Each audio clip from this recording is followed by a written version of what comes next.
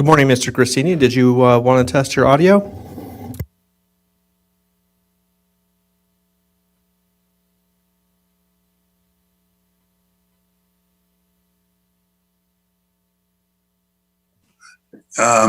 Now is my audio working?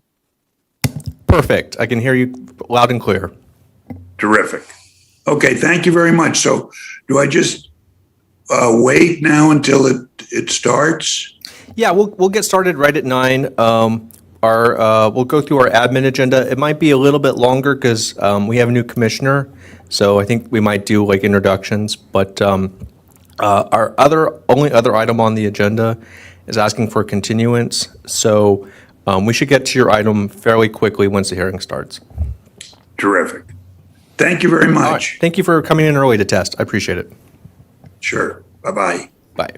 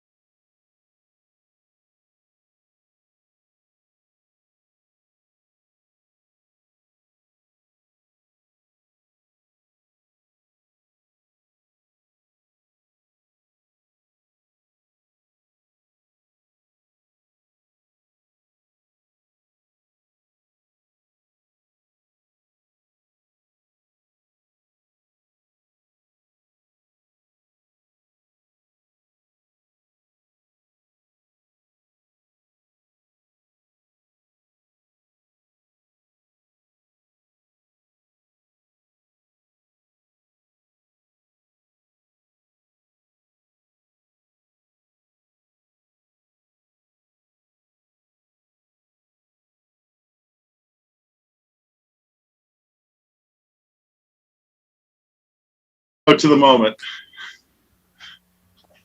All right, Mr. Chair, we're live on the air whenever you're ready to begin. So I'm going to call the meeting of the Montecito Planning Commission for June 16th to order. Can we please rise for the Pledge of Allegiance? I pledge allegiance to the flag of the United States of America and to the republic for which it stands, one nation, under God, liberty and justice for all. Thank you. I just want to let everyone know that we are now a full board. We're going to welcome a new commissioner here this morning, Marshall Miller, and we will be back up to strength. And at that, I will ask for David to do a roll call. Mr. Chair, would you like me to start with the announcement first? Great, thank you, sir. Montecito Planning Commission hearings are televised live on County Santa Barbara Television, CSB TV, Channel 20 at 9 a.m. in the South Coast, Lompoc, Salinas Valley, San Maria, and Orchid areas. Rebroadcasts of Montecito Planning Commissions are on Fridays after 5 p.m. on CSB TV, Channel 20. Today's hearing will also be streamed live on the county's website and will be available for download in a day or two. Moving on to the roll call, Commissioner Senauer. Here. Commissioner Police.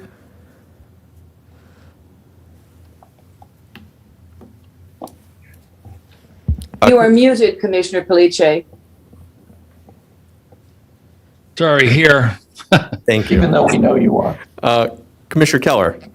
Here. Commissioner Miller. Here. And Chair Kupiec. Here. Thank you. Before we start, I just want to welcome Marshall to the MPC. I know that sounds like you've been kind of active in Montecito. Maybe you would like to say a few words and introduce yourself to the community as a new member of the Planning Commission. Well, thank you, Mr. Chair. I appreciate that. I'm Marshall Miller. I grew up in Montecito,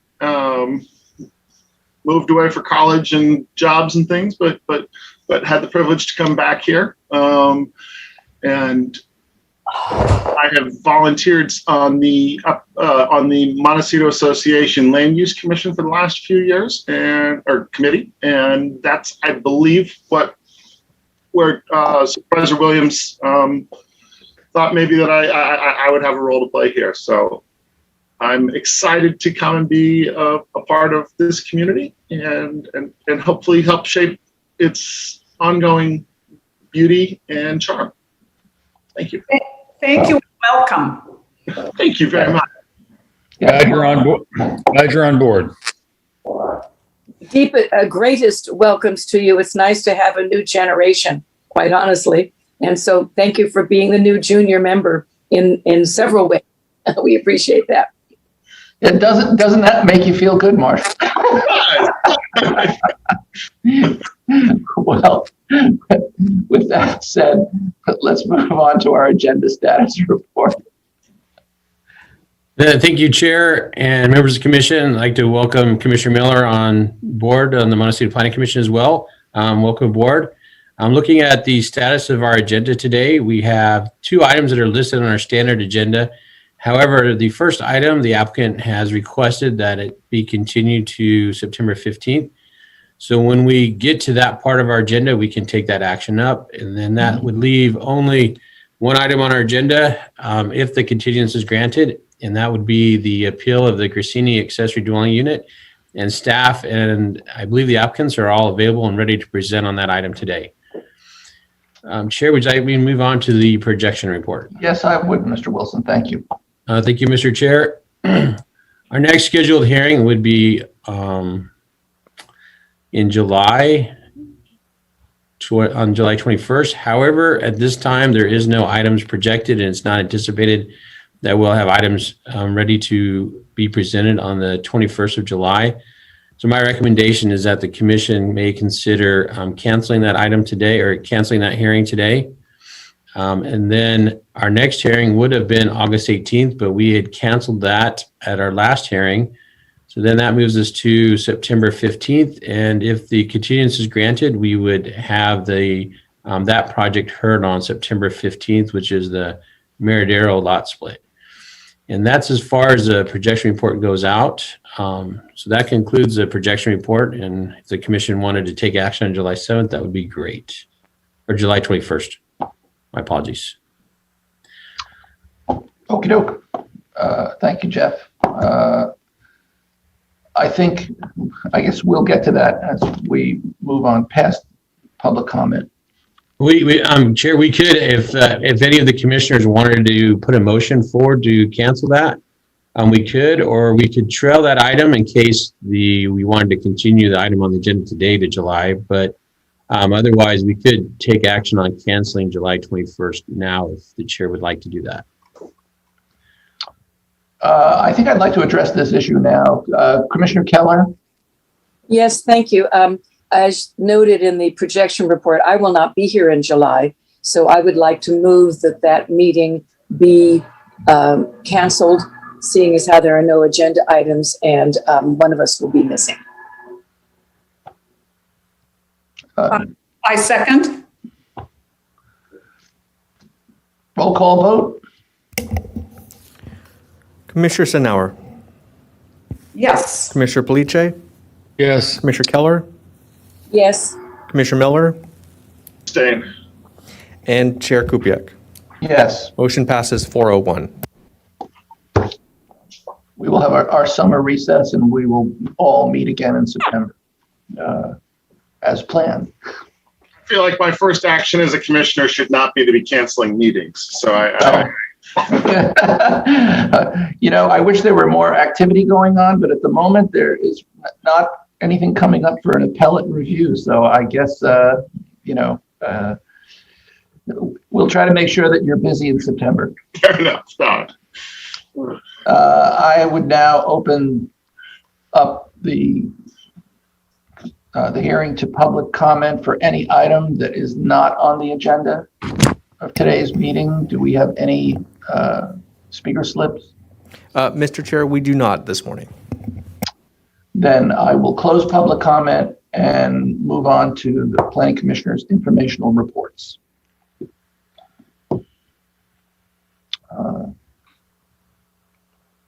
Donna, do you have anything to report? I do. I thought you would. All right. I appreciate that, and I take no offense.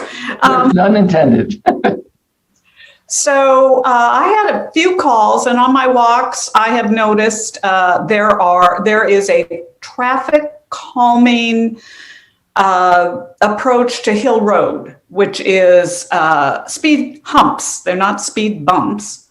And so there's about 5 of them, which I'd say were installed about maybe 6, 7, 8 months ago, something like that. And so I contacted Gary Smart, who's in county transportation, and had a good discussion with him. There is a PDF available if anyone's interested on their particular street. It takes a while. There are a lot of the protocol is lengthy, but they checked all the boxes on that street, all residents, and so they were installed as a traffic calming approach to Hill Road. So that's basically my informational report. I thought it was interesting. I hadn't noticed the speed humps necessarily because I walk down Butterfly and not uphill. So if anybody's interested in the community, that's who to contact, and he can give you the format, the PDF, and how to proceed. Thank you. Thank you. Commissioner Keller? yes, thank you. I just wanted to report that as of this morning, they are finishing up the northern portion of the hot springs, the northern hot springs walkway. They are putting little wooden slats on the east side so they can add the final layer of the decomposed granite, et cetera. And being very close to that in proximity, I just wanted to commend Public Works on doing that project quickly and with a minimum amount of disruption. And interestingly, one doesn't even realize that they have narrowed the street by 3 feet in order to put the walkway in. But apparently that slight narrowing of the street is also a traffic calming device. It tends to lower speeds when the road is slightly narrower. So there were several, I was going to say birds killed, but I don't want to use that expression. There were several goals achieved by the addition of the walkway. And I would also like to remind us that I did speak to Abe Howell about coming in with the Bucket Brigade to talk to us, or as a Bucket Brigade report, to talk to us about their plans for the pathways that they intend to add after this as a result of their fundraising campaign. And he was prepared to do that in August and September. I would encourage us to reach out and ask him if we can make that presentation in September, since we have a relatively light agenda, and it would be a very good thing to include on that agenda. So that would give us some idea. I also have several other suggestions of things that I would like to incorporate as reports, and I'm wondering at which point would be a good opportunity for me to suggest those as potential agenda items. Is this something we should do at the end of the meeting, or would you like to hear my suggestions at this point, or what do you propose? I think we're talking about crafting our agenda for September, and I agree about getting the Bucket Brigade report on the radar so that, we can hear what they intend to do as early as possible. So I would continue, Susan. Let's figure out. Well, it has come to my attention that there are a number of projects that the Planning Commission has heard in the past, and that there are changes being made to some of them, that some of them come under the category of substantial conformity, others may be sort of borderline. Excuse me. And I think it would really benefit us if we got a monthly report of any permits that were issued under the heading of substantial conformity. I know there have been changes made to the Miramar. At one point when the Miramar was approved, out of concern and consideration for parking, there was to be no retail. They have now added retail. That may not be an issue. I just think it's the sort of thing that should be brought before us and brought to our attention, since it is something that had been discussed and determined previously. And also there are some, that's one item. I would like to know what kind of permits have been issued under the heading of substantial conformity, et cetera. The other item that I would like to see a monthly report on are director's sign-offs, especially now that we're having the concern and the questioning and the concern about ADUs. It would be very good if we got a monthly report on what had been approved, and other projects that are coming up, because frequently we are, as commissioners, asked questions about them, and it would be good if we were current as to the status of things, so that if we knew what director sign-offs had been done, that would also be very helpful. So just these two informational items I would like to add as a regular part of the, I guess possibly part of the,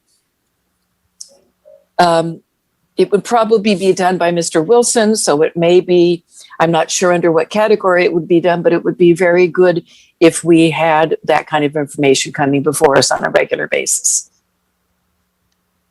Well, I think it would happen under the director's report. I was just looking for categories. Right. And so both the director's report, then sign-offs on the part of the director, as well as what I mentioned previously, permits that are issued under the heading of substantial conformity, or changes that are made to projects that we have previously approved that may be modified slightly. Is that something, so Director Plowman, is that something that could be incorporated into your report?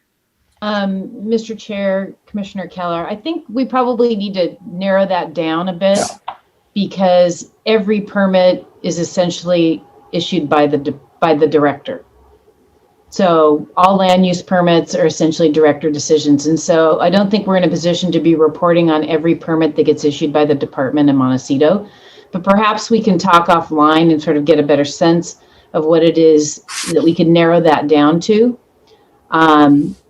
May I interrupt, please, just to say that I did specifically say projects that have come before us. So not every single permit, but permit for projects, large projects like Casa Dorinda, like the Miramar, like Westmont. I'm just saying other large and rather complex projects that may have been slightly modified or altered. It would be good if we knew those changes that had been issued. And also, I think specifically, if you could narrow it down to ADUs, that would be helpful. Well, those Mr. Chair, Commissioner Keller, I'm sorry to interrupt, but those are exempt. They don't require any permits from planning. They only require building permits. And so, you know, we could give you totals, but I think, let me talk to Mr. Wilson and see what we can put together that is, You know, Lisa, responsive to your request.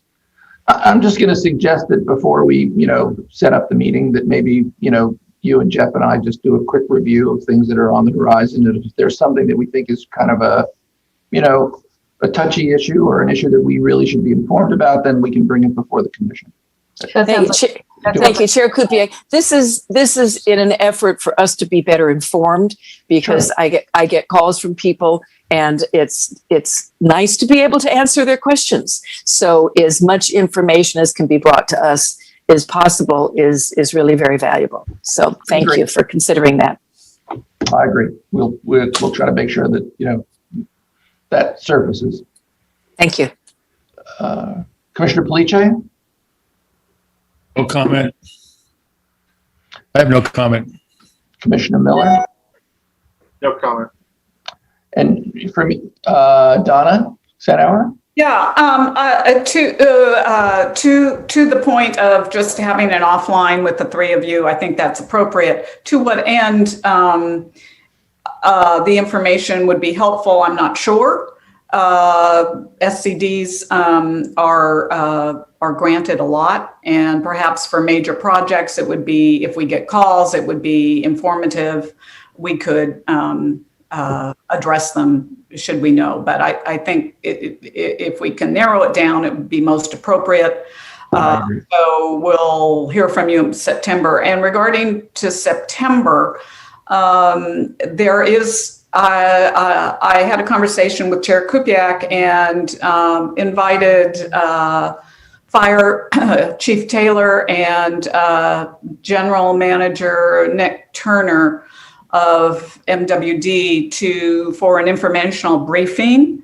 And they are looking at September. Originally, they were all set to go for July, but then I noticed on the projection report, it didn't look like we had any projects on the agenda. So I reached out and they are trying to make it work for September. But with climate change, with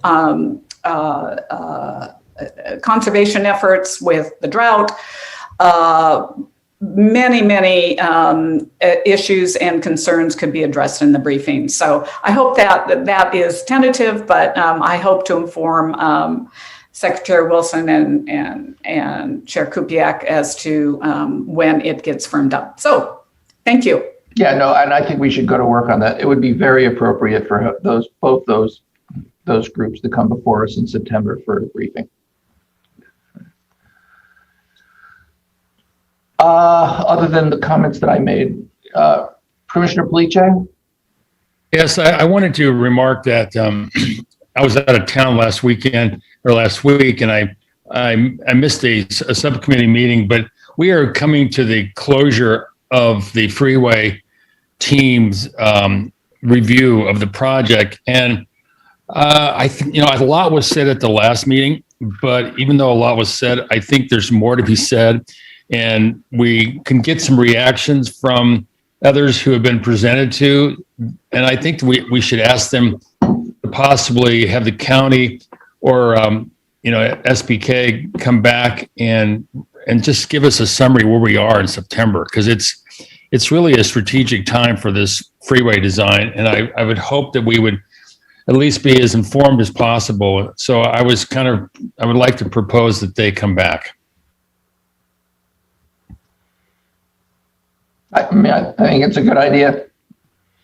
Marshall, I think my promise of making you busy in September, I think will come to pass. Thank you, Mr. Chair. I do think it's a good idea. And I think, September is a time for all of it. If we're gonna have a summer off, let's come back to work with our sleeves rolled up. So I agree. Let's see if we can get a report on the 101 back on the table for the September meeting. Okay. I have no other report. Donna, I'm sorry, Susan. If I may, just because since the issue of the 101 was raised, in the news press recently, there was a notice that the Highway 101 project wanted input regarding the business plan for the Highway 101 corridor. And I'm wondering if Mr. Police knows anything about that or could clarify what they mean by wanting comment on the business plan for Highway 101. Are you familiar with that? I have not heard that term. I know they're always looking for comments, whether they're not well, I've never heard that comment, but that's unusual. That's what I thought. It listed a June 30th deadline for Wow. comment on the business plan. Yeah. And may I just throw this out? If anybody knows what that means, I would appreciate clarification, because it sounded like they were asking for public input, but of what sort, it was unclear. Well, I will check back today and I'll email you all what that means. Thank you. All right. Great. Thank you, Ron. I have no other informational reports for myself, what I mentioned at the last hearing, where I did visit the Cressini site and with Ron had a chance to just to make sure that everybody's aware that, we've all visited it. So I just wanted to be clear that, we have been on the property and have met with Ms. Turnchuck. So saying that, I will move on to approval of the minutes of the May 19th meeting. Mr. Chair, just to comment on that. So as the commissioners noted, when I emailed last week, the material, which was at that point just the continuance memo for item number 1 in the agenda, indicated that we were still waiting for comments.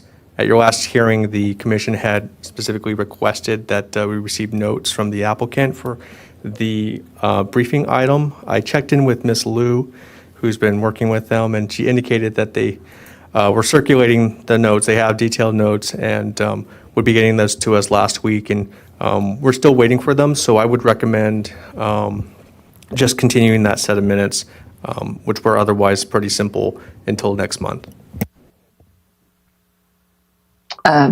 Chair Kupiec, do we need a motion for continuance of the minutes? I think we do. I see a shake of head from Mr. Wilson. Chair Kupiec, I had a couple of thoughts. I don't think we need to continue it because the minutes aren't ready to be reviewed and acted on. So we'll just bring them back in September when they're ready. I did have a couple other comments, Chair, if you... Please, Mr. Wilson. One, I'm taking notes on our meeting in September. Looks like it's going to be a crowd buster. So I'll work with the chair and Commissioner Seenauer in regards to the lineup of attendees. Just to manage expectations, I'll reach out and as far as an update on Caltrans, see if they're available. I can't commit anybody to attend, but we will work between now and September to add any of these individuals to the agenda. And in regards to the question by Commissioner Keller, my recommendation is if Commissioner Police gets information in regards to that, he circulate that through Mr. Villalobos and not email the commissioners directly to preserve Brown Act aspects of it. Other than that, I think that's all I had. Thank you, Chair. Okay, so we will review those minutes at our September meeting. I think we're ready for a director's report. Lisa, are you there? Good morning. Mr. Chair, members of the Morning. commission. It's been a while since I've been with you, and first thing I want to do is welcome our new commissioner, Marshall Miller. Thanks so much for volunteering your time to be part of a process that I think the community appreciates, and I know the First District is very appreciative of all the time that's given by the commissioners. So welcome. Look forward to meeting you in person. I did want to talk a little bit about COVID. As we all know, the governor opened the economy, as they say, yesterday, and the color-coded tiers are no longer with us. We did eventually make it to the yellow tier just in time for the tiers to be eliminated, but we did get there. So that means all of our metrics look really good in our community. Our public health department is still really encouraging people to get vaccinated. And I don't know if anybody heard, but last night I heard somebody in Santa Barbara County won the $1.5 million. Ah. I keep thinking it's me. I haven't heard yet. That's great. I was on the news last night. So anyway, our office is opened today for appointments only. So while the governor lifted the color-coded tiers and the many of the requirements, Cal OSHA still has safety measures in place for the workplace. So right now we are required to wear masks. All of the previous CDC guidelines and the state guidelines in terms of operations with 6-foot separation and mask wearing applies within our workplace. So Cal OSHA and other workplaces as well. So Cal OSHA is reconsidering their actions to maintain those. I think tomorrow they are meeting, and then depending on their decision, we may have a change in the status of that by the end of June, but things are kind of been a moving target. So in the interim, we are continuing to follow all the standards that we did in the past. We are open for people to come in for appointments. We are operating appointments between 9 a.m. and noon. And then in the afternoon, we'll be doing all the additional work that comes from those appointments, or the folks dealing with the emails that we get with electronic submittals in the afternoons. And so right now, people can go on our website. There is a link to our appointment scheduling software. It's called Acuity. And if people have questions, they can certainly call in. Their phone numbers listed, but we have a QR code that people can click on, and it takes you to how you make an appointment. And if people are having trouble, our reception has been trained to help people make appointments. They are mostly 15-minute appointments for questions. We are finding that most people are doing this all by phone or email, and that they've really appreciated that. And so we're going to continue to be providing that service. The appointments we are made available are both virtual and in person. And apparently we had our first person this morning. We had a first appointment at the building counter. So somebody did come in and use that service. We are asking members of the public to don masks when they come in to ensure safety for our staff. In terms of public hearings, the governor did extend the temporary provisions in the Brown Act to allow for teleconferenced public hearings, to allow agencies to transition smoothly back to in-person hearings. And so for the foreseeable future, we will continue with our Zoom hearings. We want to see what happens with OSHA. It's likely we will be back in person in September. So the next meeting you have may be an in-person meeting, but we will definitely keep you posted on that. I do want to let you know that I and other agencies are working with the state to seek some of those provisions to remain permanently. We would like to be able to have up to 2 commissioners have the ability to participate remotely without having to post the location and provide public access to that location. I know that they have done that for some of the state boards and commissions, and so we would like to see if they can do that for other local agencies like cities and counties. So I'll keep you posted on that as well. We had our budget hearings on June 8th, and the department received an expansion. We are now recreating the administration deputy position, which will help us in the implementation of our new online permitting system. So there's many, I talked to you a little bit about the Kpmg recommendations, which was the assessment of the department. And I'd say the majority of those recommendations involve the administration division for implementation, and those are all sort of technology oriented. And so we needed additional resources to be able to complete that work in a timely fashion. And so the deputy position is going to be created 1st of July, and we'll be recruiting for that. We also received what we call contingency planners. Because we have, changes in staffing in the development review division more frequently than I would like, but I think that's a function of, the expensive housing that we have, and people come and get experience and then they move on. We will be able to overhire in that division so that we, as the year goes, we don't lose positions and have to recruit and take several months to get those positions filled. So the goal is to try and keep us fully staffed, even though we lose positions throughout the year. So the CEO's office supported us in that to make sure that we weren't hit hard when up to two people, maybe even 3 people left the division. So that's going to be very helpful. We also, the board dedicated a new planner 3 to the long range planning division. They had a lot of conversation just about the number of projects that can be processed through that division, because they're large projects and they take a good length of time. So if they require an EIR, those programs, then that can be a 2-year process, and longer in some cases. So they're interested in creating more throughput in the division and helping give us resources to create the process changes and program changes that they're interested in. We talked about the addition of a new team, possibly, which would be a supervising planner, planner 3 and 2 planner 1-2s. And I think in the long term, the board's going to continue that discussion. They weren't quite ready to add a complete new team. We have 2 now, and they each are managing about 5 programs, which is quite a lot.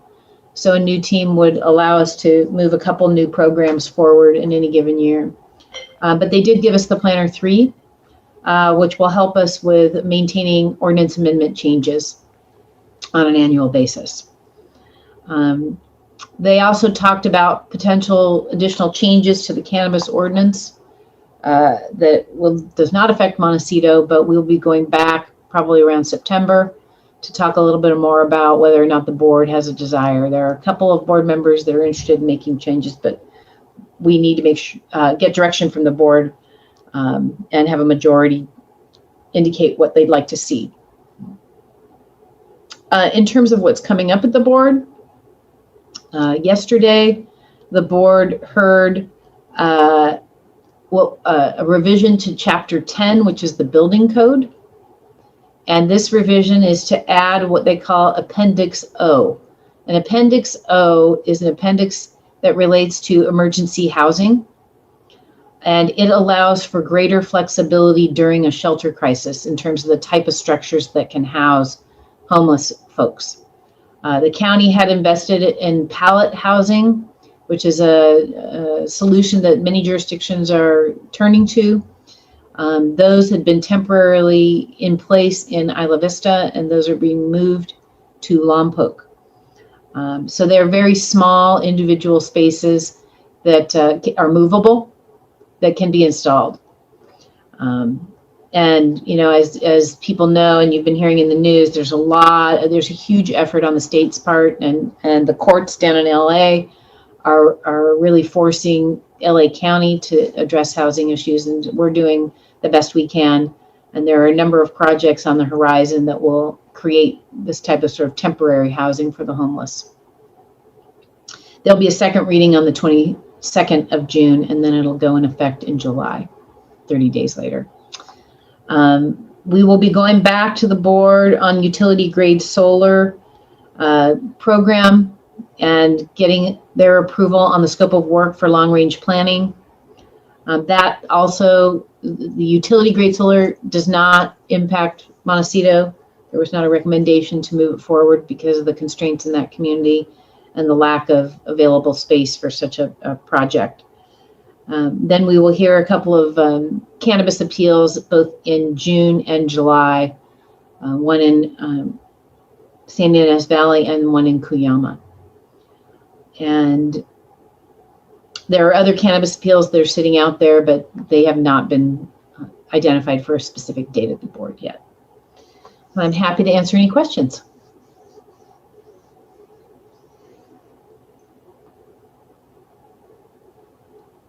Mr. Chair, you're muted. Yes, Commissioner Sanauer. Thank you, Chair. Thank you, Director Plowman. Always informative. Appreciate it. A couple questions. Regarding recent BOS meetings, there was, I'm not sure when it was, but it was recent.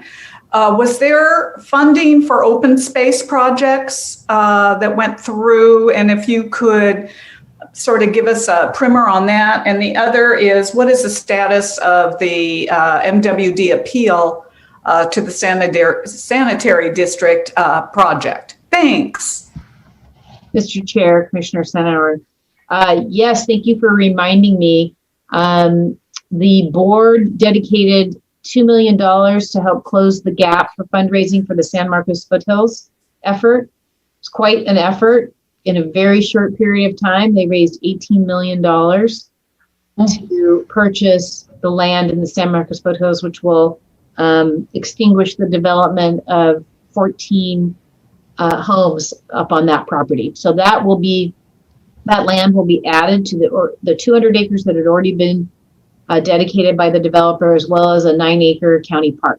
So there'll be quite a bit of open space up there, which is really it's amazing the community can come together and do that. And it was great that the board had the funds available to make a contribution like that. There was also $100,000 dedicated toward some open space work in Guadalupe in the North County.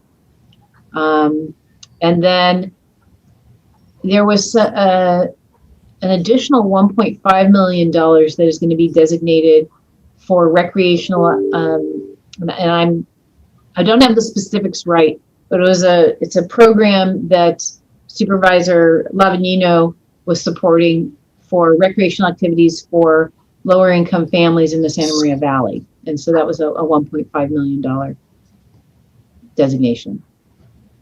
In terms of the appeal, I'm going to have to circle back with you on that. I do not have the status off the top of my head, so I can get that information for you. Commissioner Police.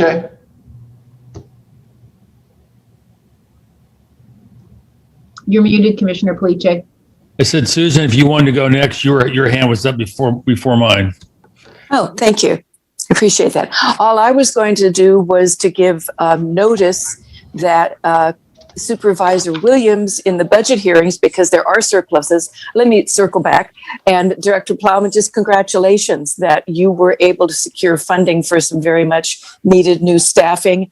And I'm pleased that you made a persuasive argument for that being allocated to the planning department, because there was money to be given away and there were a lot of requests for that extra money. And so I'm very pleased you got a nice portion of it. And I just wanted to note, and I appreciate that Supervisor Williams raised the issue of parity about pay with commissions. He noted that the County Planning Commission got paid and the Montecito Planning Commission did not.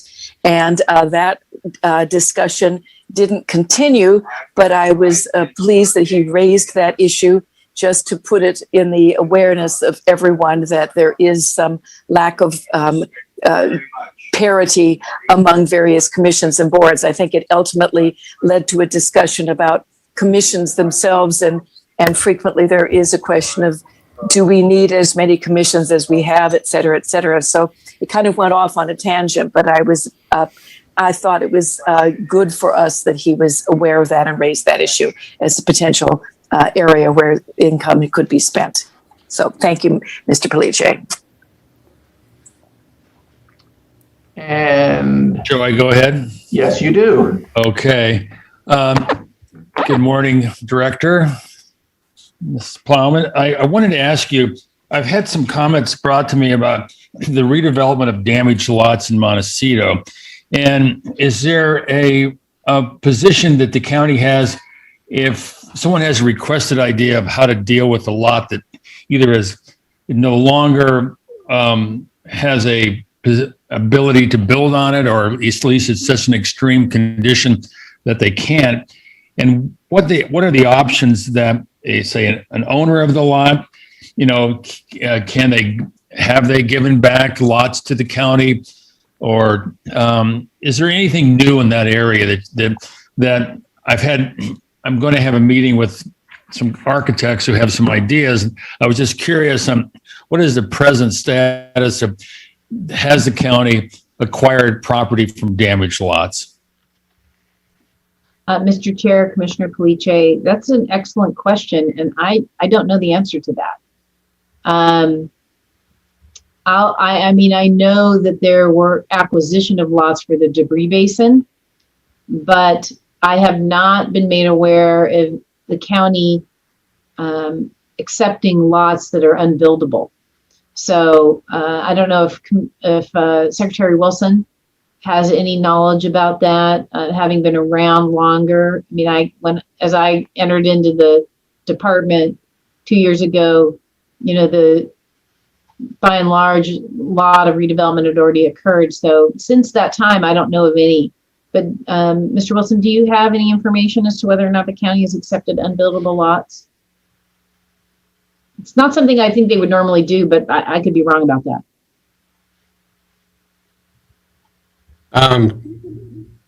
Chair Kupiak and Director Plum, I don't have any of that information available today. Okay, well, that's, it's only relevant if there is some action that someone wants to take, and I'm just curious, but it may be just being some of this undevelopable property may be used in some other public benefit. So I'll report back when I know more, but I just thought I was curious if you guys have taken back property. Thank you. And that might be something general services would be involved in. Or maybe public works, if there was some public work benefit, or parks. Okay, I will follow up. Thank you. Super. Thanks. Terrific. Well, thank you, Lisa. Illuminating. And have a great meeting. Thank you. We are going to move on to our standard agenda. Mr. Chair, this is Deputy County Counsel Brian Pettit. If I could jump in quickly? Yes, you may. Thank you. I just wanted to return briefly to the discussion on the San Marcos Preserve, and just to clarify for the record that the board has allocated funds to pursue acquisition of some of the parcels out at the preserve. The board did not approve funds to directly contribute to the fundraising effort, and the county is currently looking into acquisition of those parcels, but the ultimate approval of those acquisitions would eventually be coming back to the board for approval. Just wanted to clarify that for the record. Thank you. Thank you, Mr. Pettit. Thanks, Brian. Appreciate that. Okay. Ron? No, I'll put my hand down. Sorry. Oh, okay. Didn't want to miss you. So I think we're going to move on to our standard agenda, and I believe item number 1, the Miradero lot split. The applicant has requested a continuance to the September hearing. I think we need a motion to. Mr. Chair, Commissioners, my recommendation is we read the item into the record, and then if staff or the applicant have anything to say as far as a continuance, then we could do public comment on the continuance. Oh, sorry. Okay. And then bring it back for a motion. Well, okay. David, do you want to read this into the record? Sure. Thank you, Mr. Chair. The following is a hearing on the request of Greg Crawford, property owner and applicant, to consider case number 19 TPM 6 and to determine the project is exempt from the provisions of CEQA pursuant to state CEQA guidelines section 15315. So I guess we will open this up to public comment for anyone who might want to speak to the issue of our granting a continuance. Mr. Chair, we don't have any public comment for this item, and I'm not sure if our applicants are online. I believe our planner, Travis Lee, is online if he had anything to add about the request. Hi, this is Travis, the planner. I do not have any further comments besides that we're requesting a continuance due to family reasons for September. Thank you. The agent for the applicant, Ginger Anderson, is also on the call if you would like to pose any questions. Thanks. Seeing none, hearing none, do I hear a motion? I do have, excuse me, Yes, Susan? I do have a question if the planner is online. Will there be an opportunity to see this project, to see the, for a site visit?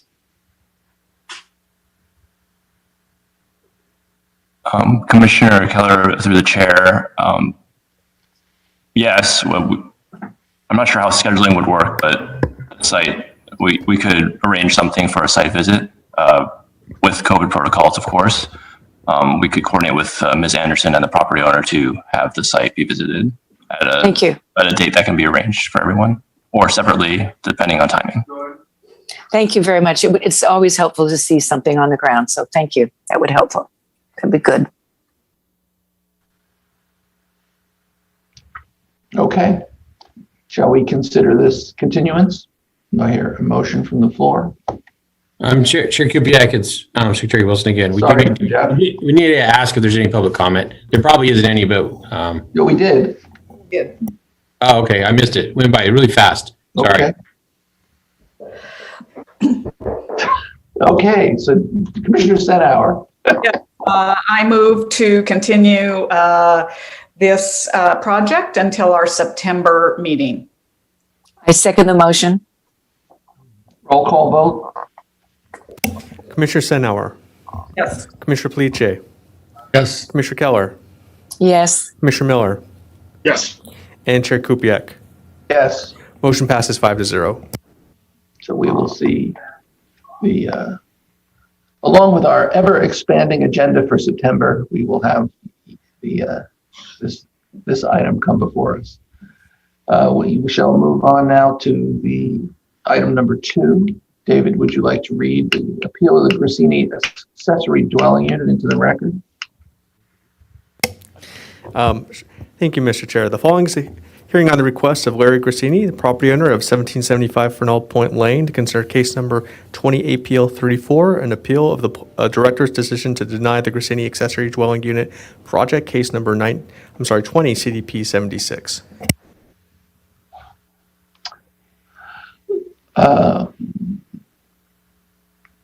I'm assuming this is the right moment to open this up to public comment.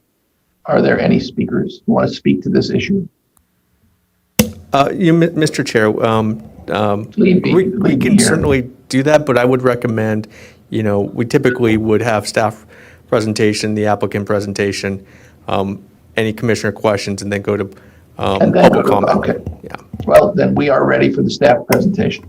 Yeah, Chair Kupiak, Secretary Wilson, there's a couple items that I'd like to bring up before we go into staff presentation. One is if there's any ex parte communications, and the other one would be, I think there was a letter that was submitted by the applicant's team after the deadline. So we may want to bring that up before we go into presentations. The applicant can know whether or not that item was accepted into the record. But I'll let Mr. Villalobos articulate what that is. Yes, thank you, Secretary Wilson. So there were 2 letters that were submitted on Monday morning. I did email those to the commissioners, just for the record. It was a June 14th letter signed by, let's see here, Todd Anspoker, who I believe is on the line. And then there was a second letter. I'm sorry, that's the first one. Second letter from Ms. Turnchalk dated June 14th. And Chair and Commissioners, just to clarify from that, the applicants or appellants had gotten information from me that the deadline was Monday, so I do apologize. I had the deadline incorrect. I was thinking about the County Planning Commission's deadline, and that's why they submitted it on Monday rather than Friday.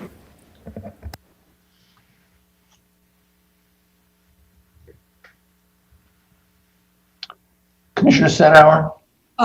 Yeah, I'd like, well, I have ex parte to disclose, which I've disclosed before, but I think it's entirely appropriate since we are actually hearing this item now.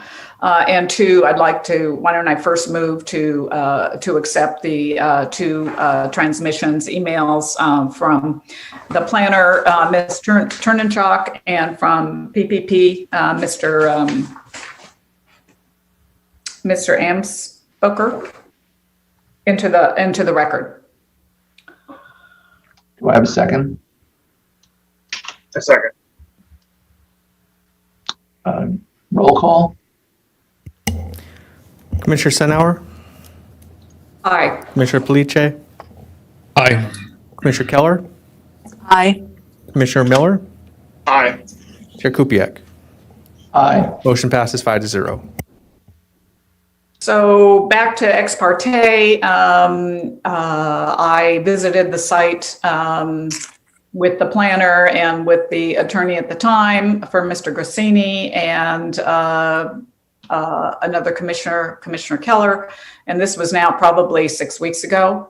And I have not had an additional site visit since that time. Thank you. Commissioner Keller? Thank you. I just wanted to confirm that I was there at that site visit. It was actually on April 30th. And in addition to Mr. Wilbrand and Ms. Turnchuk, Nicole Liu was with us. And we did have Commissioner Senauer and I had a subsequent discussion with Ms. Liu about some questions we had regarding the presentation. And but we felt we had a very good and complete presentation of the project at that time. Thank you. Commissioner Keller, if I may, it was Tess Harris. I beg your pardon. Forgive me. It was Tess Harris. Thank you for the correction. Commissioner Miller? I'm new to this, so I want to be doing this appropriately, but I reviewed with Brian Pettit what is appropriate in terms of disclosure for conflicts of interest. The Grassini family and work in the wine industry as I do in my day job. I have worked repeatedly with Mr. Grassini's daughters on a variety of topics, but we have no financial interest, and I believe I can bring an unbiased perspective to this. Sure. Thank you, Mr. Miller. Commissioner Miller. That's great. I think we can move on with staff presentation. Good morning, Chair Kupiec and Commissioners. My name is Chris Schmuckel, and today I am presenting to the Commission the appeal of the Director's decision to deny the Grassini ADU project. So this project is located at 1775 Fernald Point Lane in the coastal zone in the Montecito Community Plan area. The proposed project is located at the northern end of the parcel on the far side of the creek within the ESH overlay and the riparian setbacks for creeks. The project site is accessible by an existing footbridge over Romero Creek, and the parcel is developed and currently includes a single-family dwelling, guest house, and a beach pavilion. The parcel previously had a gardener's cottage that existed on site since before the zoning ordinance went into effect in Montecito. The cottage was damaged by the Montecito debris flow in January of 2018, and the owner then demolished the structure and rebuilt it without a zoning or building permit between April 2018 and February 2019. A complaint regarding the unpermitted development was received by Planning Development on February 24th, 2019. The gardener's cottage that existed prior to the debris flow was a non-conforming structure since it was built before the zoning ordinance went into effect and didn't meet the current setback or ESH requirements. The legal non-conforming status of the gardener's cottage was lost once the structure was demolished. Section 35-162-1C1 of Article 2 states, I'm going to show the laser pointer here. So section 35-162-1C1 of Article 2 states that an existing nonconforming structure that's enlarged, extended, moved, reconstructed, or structurally altered in violation of subsection 1A above shall no longer be considered to be a nonconforming, and the rights to continue the nonconforming structure shall terminate unless the enlargement, extension, moving, reconstruction, or structural alteration is specifically allowed by this article.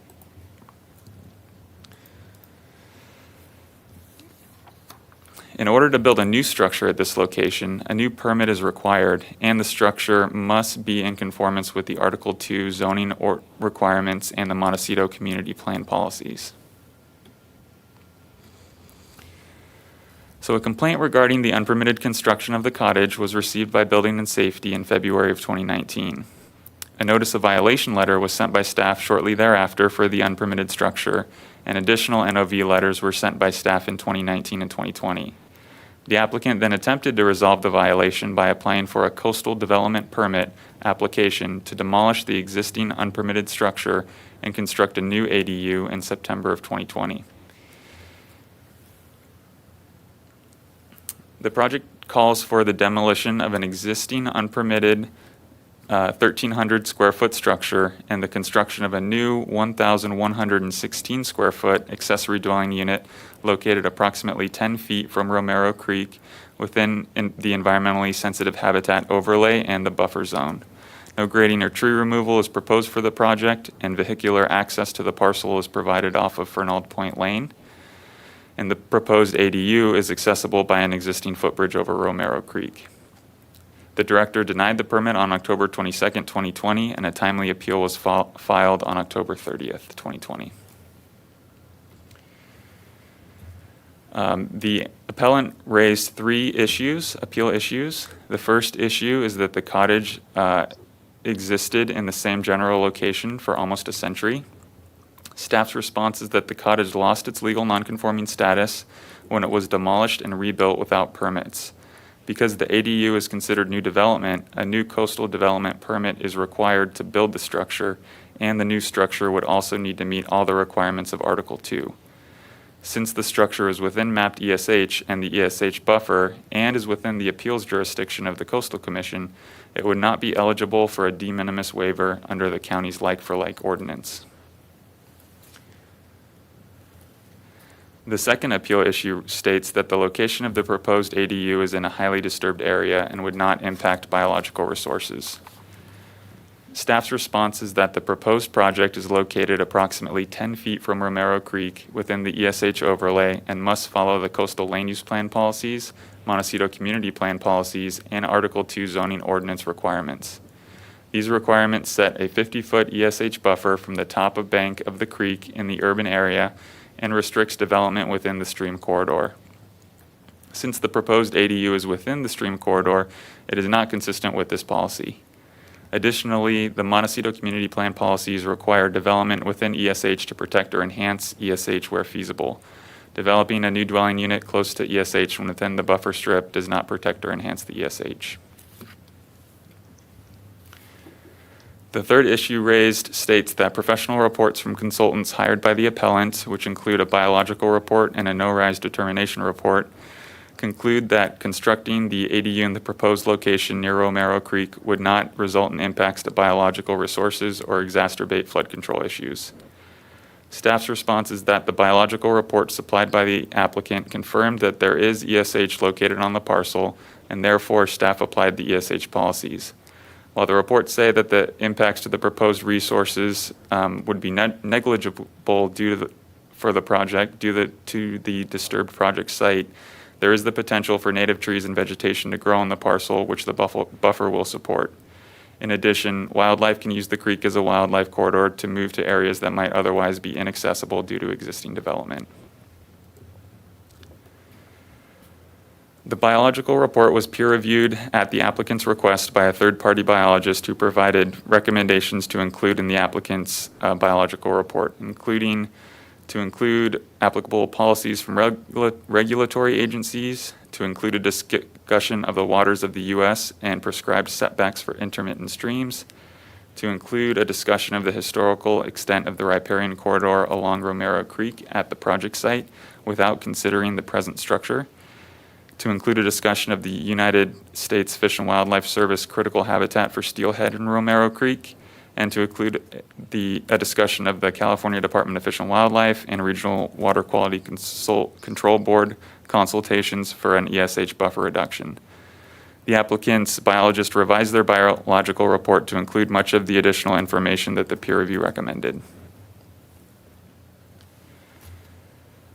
The applicant also requested that the project description be modified to include the following. To include that the project will provide a habitat restoration easement to the County of Santa Barbara and will provide water for their proposed restoration plantings that will be planted by the county as part of the Fernald Point Lane Bridge Replacement Project. Staff did not include this in the project description as there is no nexus that connects the habitat restoration easement and use of water for the Fernald Point Lane Bridge project to the proposed ADU project that's before the commission today. The Fernald Point Lane Bridge project is within the Public Works, is a project with Public Works and already has an issued permit, and the watering of the restoration plantings is within the purview of the County Public Works Department. Additionally, Ron Bensel from Public Works is available today to answer any questions you may have for him. So this slide shows a zoomed in aerial of the property, and I just want to point out that the green, the area in green is the ESH and 50-foot riparian setback that's shown in on the screen. And as you can see, it covers the proposed project location. This next slide shows that besides the ESH setback, the property also needs to meet the requirements of the zone district, which requires a front, side, and rear setback. Since Fernald Point Lane is a private road, it has a setback on either side of the road that bisects the property. So this structure shown in dark gray is the proposed ADU, and the structure in light gray is the existing cottage that's out there right now that's proposed to be demolished. This shows a 25-foot rear setback, a 10-foot side setback, and a 20-foot front setback from Fernald Point Lane. And the area in blue is the area that's outside of all of the setbacks for this area. But I do want to point out that this entire area is within the ESH setback for the creek. So the project is exempt from the requirements of CEQA because the project is before the commission on a denial. Staff recommends that the commission deny the project, case number 20 APL 34, determine the project is exempt from CEQA, and grant de novo denial of the project, case number 20 CDP 76. That concludes staff presentation, and I'm available to answer any questions you may have.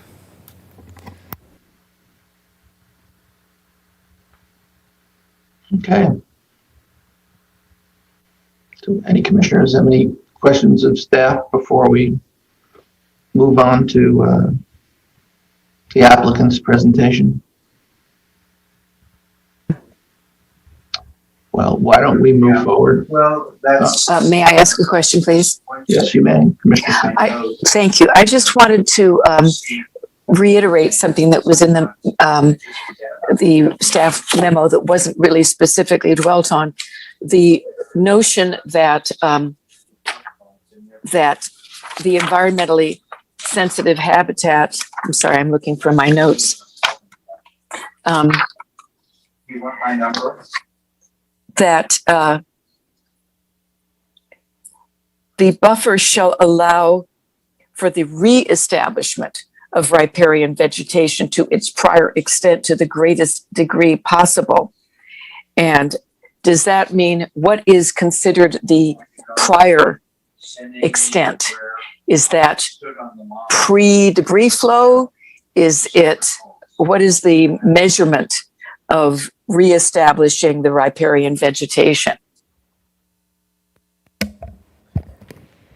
Chair and Commissioners, I think you'll hear that staff and the applicant have different interpretations on that particular portion of the policy, but we would look at environmentally sensitive habitat and reestablishment, really from pre-development or from understanding what potential ESH could occur on the site, regardless of if a structure existed or did not exist within the ESH buffer.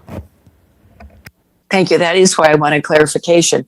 So by pre-development, are you talking about before the existence of the 100-year-old cottage, or are you talking about, I just wonder what you considered the basis for comparison for the original, the prior extent?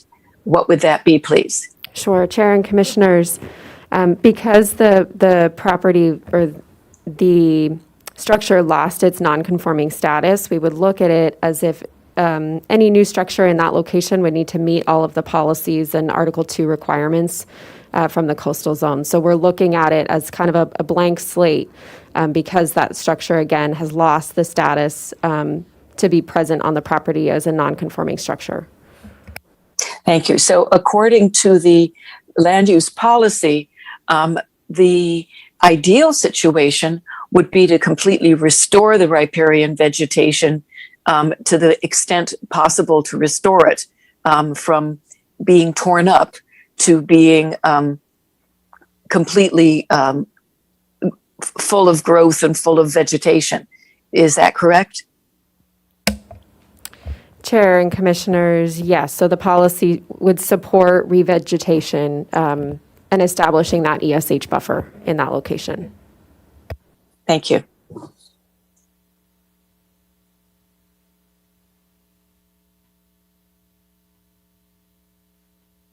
Commissioner Police? Yes, I have a question. When you refer to this as the gardener's cottage, is that just a matter of fact term, or is there actually some meaning to that original use? Was it exclusively for gardeners, or was it a guest quarters before? Do we have history about what that use was before? Commissioner Police, through the chair, when I refer to the gardener's cottage, I'm referring to the legal non-conforming structure that existed prior to the debris flow. Before that, it was a cottage that was used as a unit for a gardener or a caretaker of the property. So it was a dwelling unit that was legal non-conforming. Okay, all right. And one more question. The demolition that occurred, actually the storm demolition, I assume damaged most of the area vegetation as well as the building itself. And what's grown back has grown back to a great degree by virtue of the time since the floods. Is that correct? Or how much damage was done by the flood to the riparian habitat? Commissioner Police, we have a couple extra slides that show the post-debris flow photos of the cottage. I just pulled them up on the presentation. Looks like they're on the screen now. But as you can see, there is a lot of mud on the property. It did cause damage to the cottage. It was yellow tagged by planning staff after the debris flow. Some trees and some vegetation did survive, as you can see, but there was significant mud flow. Okay, these are only pictures we have for us, these two. Chair and Commissioners, these came from the building and safety case when they went out to tag each of the structures. So these are the photos that we have in our file from 2018, but I believe the applicant also has some photos in their presentation. Okay, thank you. Commissioner Senauer. Thank you, Chair. I have Mr. Schmuckel, if you could bring up the last paragraph of what the appellant is asking for a project revision.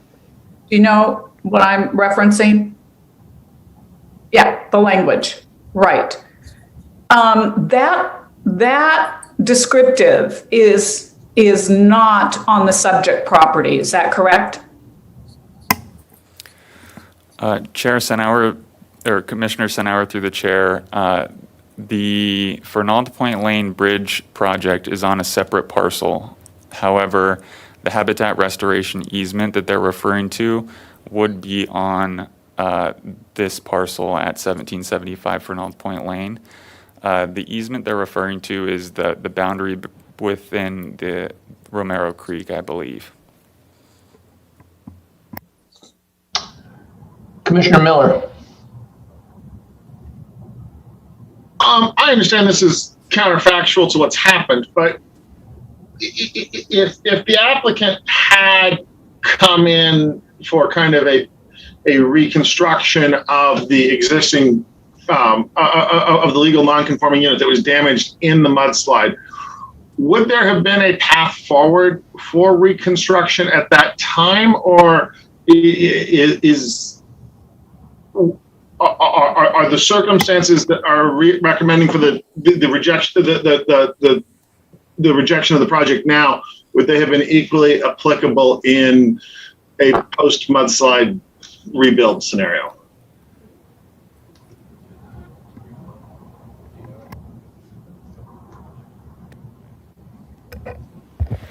Chair and Commissioners, so they would need, the applicant would need a permit either way. I actually was the case manager for this project in 2018 and met with the applicant, I believe, in early 2019, when it was discovered that the property owner had demolished and then rebuilt the structure without planning or building permits.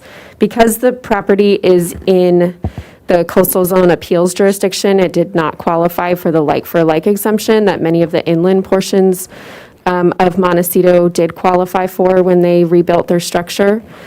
So the applicant either way would have needed to come in for a planning permit, and all properties need to come in for a building permit for any structure that falls into the building code.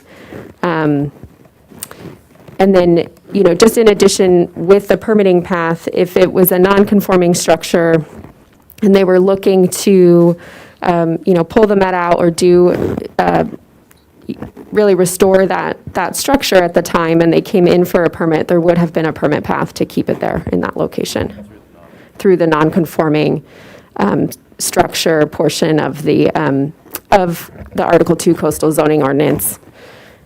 Because they demoed that structure without permits, they lost the non-conforming status, and that's why we're here today. Thank you for your guidance on that. I appreciate it.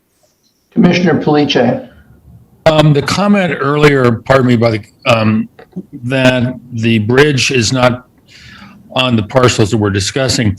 I wanted to know whether the temporary bridge that takes into account being closer to the freeway, I thought that was on the applicant's property, the temporary. Is that not true?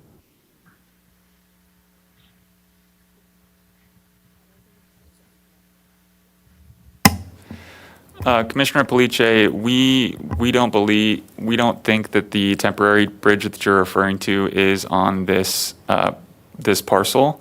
However, Ron, who is with Public Works, is available, and he might be able to answer that question better than we can.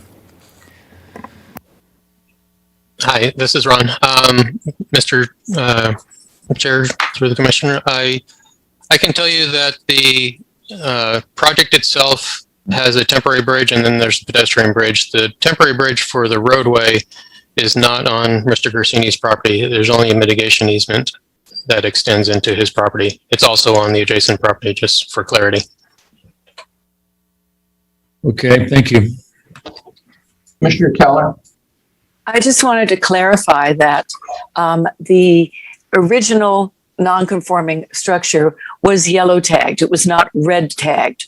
So they could have repaired it rather than being obligated to tear it down. Is that correct?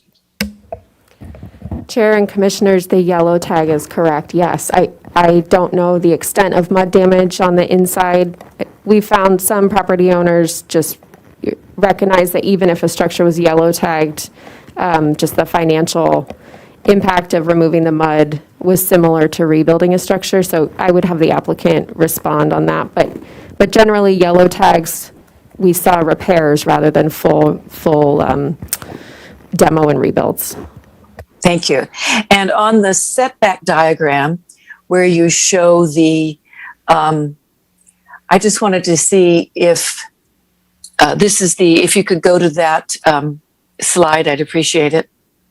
That's called the setback diagram. Yes. So on this, the light gray is the existing cottage. Is that correct? Commissioner Kelleher, through the chair, yes, the light gray is the existing cottage and the dark gray is the proposed ADU. And what is the hatch marked piece underneath the dark gray? So that is a proposed deck that that the existing bridge would connect to, that would then go up to the entryway into the ADU. I see. So you do not show on this setback diagram the location or size of the original cottage. Is that correct? Commissioner, that is correct. The original cottage actually was on the property boundary, and so it is not shown. From our visit, we understand that there was an issue because the original property did cross over the boundary of the property to the right or to the east of this, and there was a dispute as to the having the original cottage over the boundary. So I just wanted to establish that when they demolished and rebuilt, not only did they change the location of the original property of the original cottage, but they also expanded the size. Is that correct? Because this currently existing ADU is, I understand, 1,300 square feet, and the original cottage was not that large. Is that correct? Commissioner Kelleher, the cottage that exists right now is 1,300 square feet. I'm not sure the existing square footage of the cottage that was demolished, but I believe the applicant could provide that information in their presentation. And it was approximately, it looks from your diagram showing a 10-foot setback. It must have been, if it did go over the property line, it must have been at least 15 feet further to the east than this current ADU. Is that a correct conclusion? Chair and commissioners, probably. So I'm not sure the exact distance, but where it's configured now, you can see it goes over the property line, the north side of the screen, just slightly. Chris is showing you with the pointer. And then the cottage that existed prior to the debris flow went over the property line where the pointer is right now. So it was shifted over when it was rebuilt. Okay, thank you very much for clarifying that. Commissioner Stenauer. Thank you. Mr. Schmuckel, can you quantify the current setback from the creek? I read it's 6 or 10 feet. I read 6 somewhere in the staff report or in the appellant report. Is it 6 or 10? Commissioner Stenauer, through the chair, I believe the applicant's biological report references a 6-foot setback. When we originally did the measurements, it was about 10 feet, which is why the staff reports referenced 10 feet throughout, just to be consistent. Okay, and the urban setback is 50 feet, is that correct, from the stream bed? Commissioner Stenauer, that is correct. Thank you. I have a question. I'm not sure who answers this question. Just for my own clarity, the existing structure that was there was completely demolished? When we visited the project site, the building that is currently there right now shows signs of water and mud damage. How does, what can somebody explain to me the sequence of what's gone on here?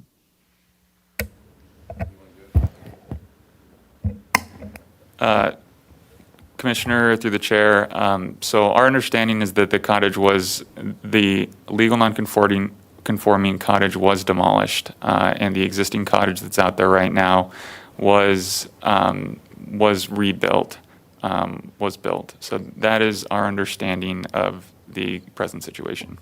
And when did that cottage suffer water and mud damage?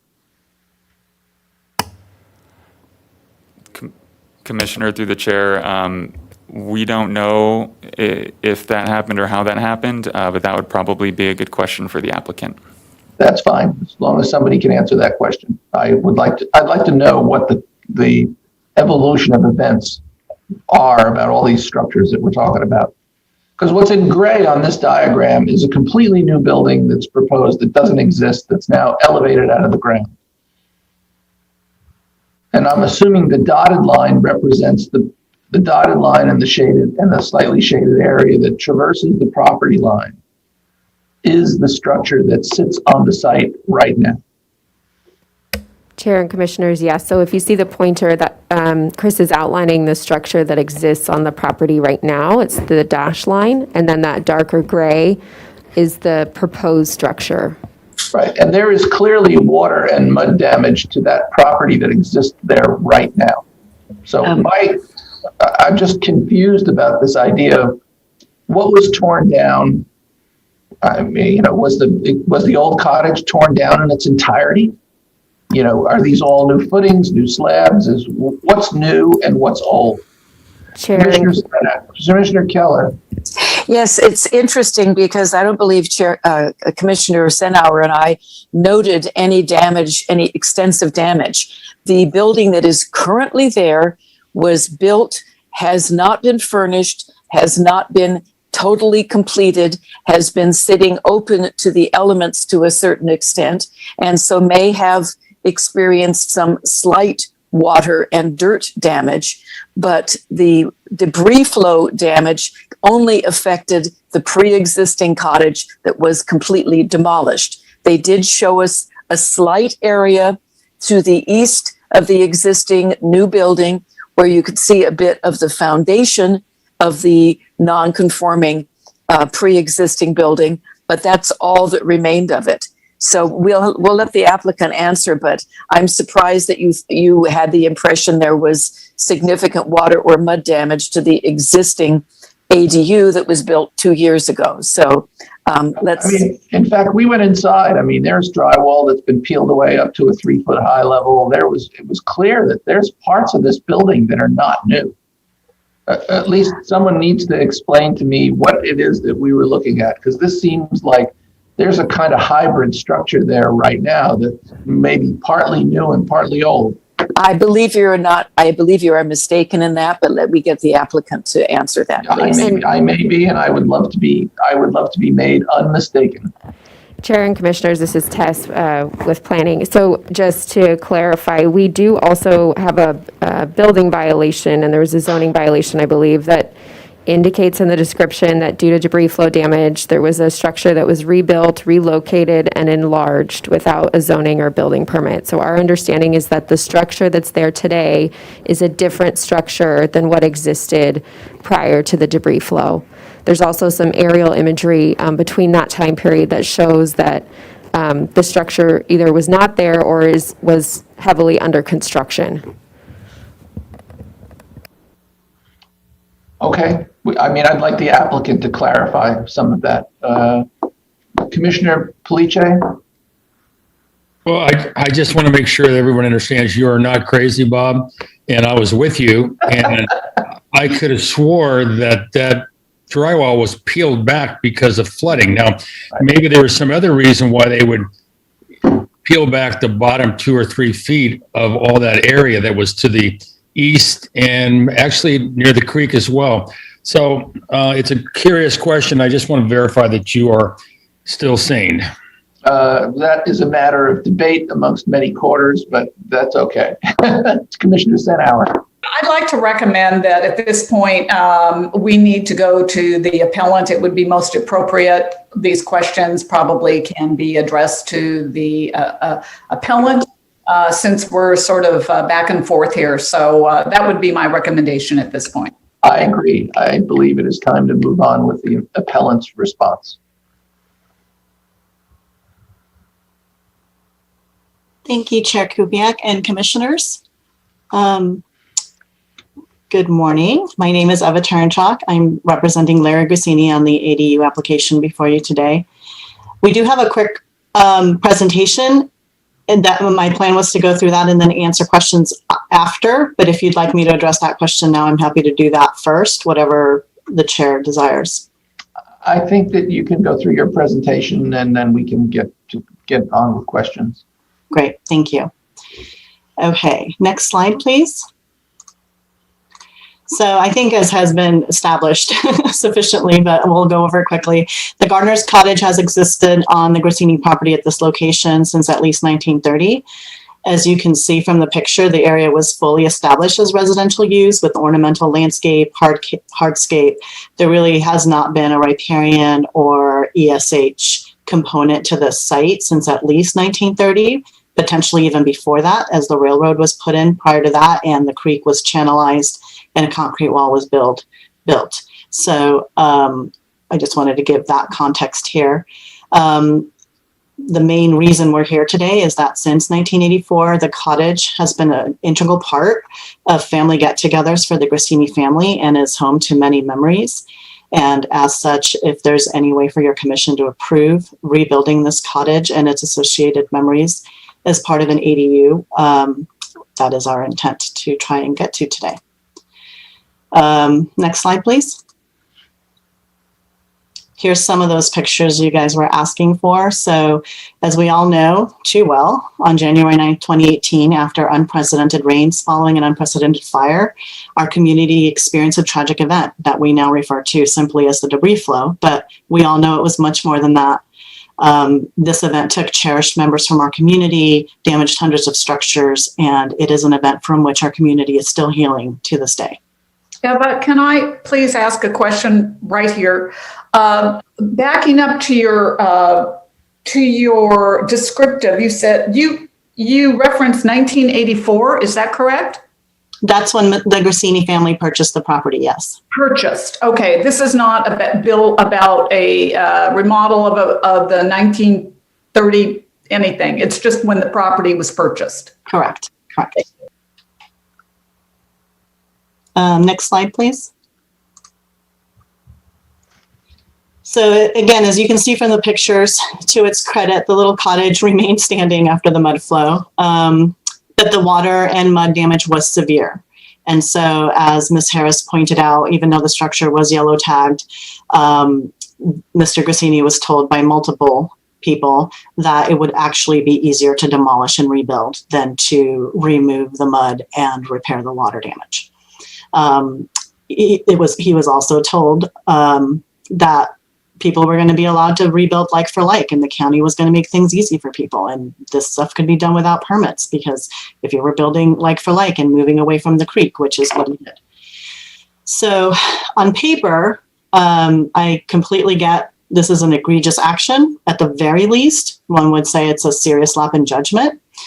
And you know, I think what we need to do is take ourselves back to that time and the resulting emotions and confusions generated by over a month of evacuation orders, concern for property, concern for family members, the debris flow, what happens after. This is where people's state of mind was. And I think I think we all kind of remember where our state of mind was, depending on our individual situations, and I think it's easy to see how we could have gotten where we are today. With that, I'm going to turn it over to Larry Grassini, although if you could leave this slide up, as I think he may be referencing it during his presentation, that would be great. Thank you.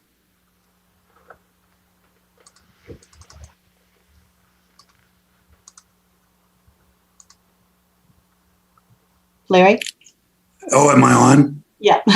You are. Welcome, Mr. Grassini. Thank you very much. Chairman Kubiak, and members of the commission. I appreciate you giving me an opportunity to talk to you today. And the first thing I want to do is I want to apologize for all the trouble that I've caused by building this and putting it up without a permit. I'm not trying to excuse my actions, but I hope that I will be able to explain to you what my state of mind was at the time. It was my decision to do it.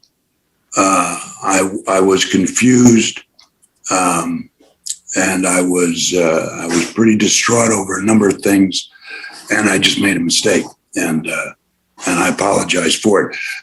Just to explain, the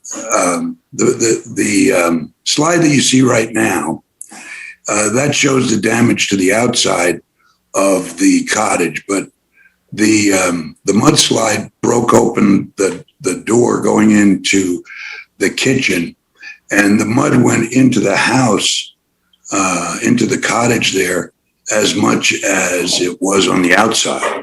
So all of the interior was pretty much destroyed, in addition to seeing what the outside was.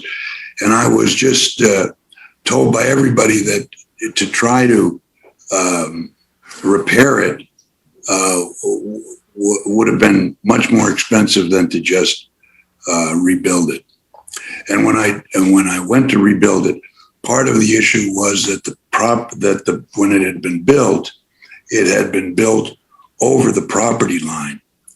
And while we had an easement that a prior neighbor had given to a prior owner, the neighbor that I presently have was complaining about the structure encroaching on her property and was demanding that I move it. So when the debris flow occurred and everybody was saying it's better to rebuild it, I rebuilt it and moved it so that it was no longer encroaching. But I want to give you a little bit of a background as to the house and how important it has been to our family.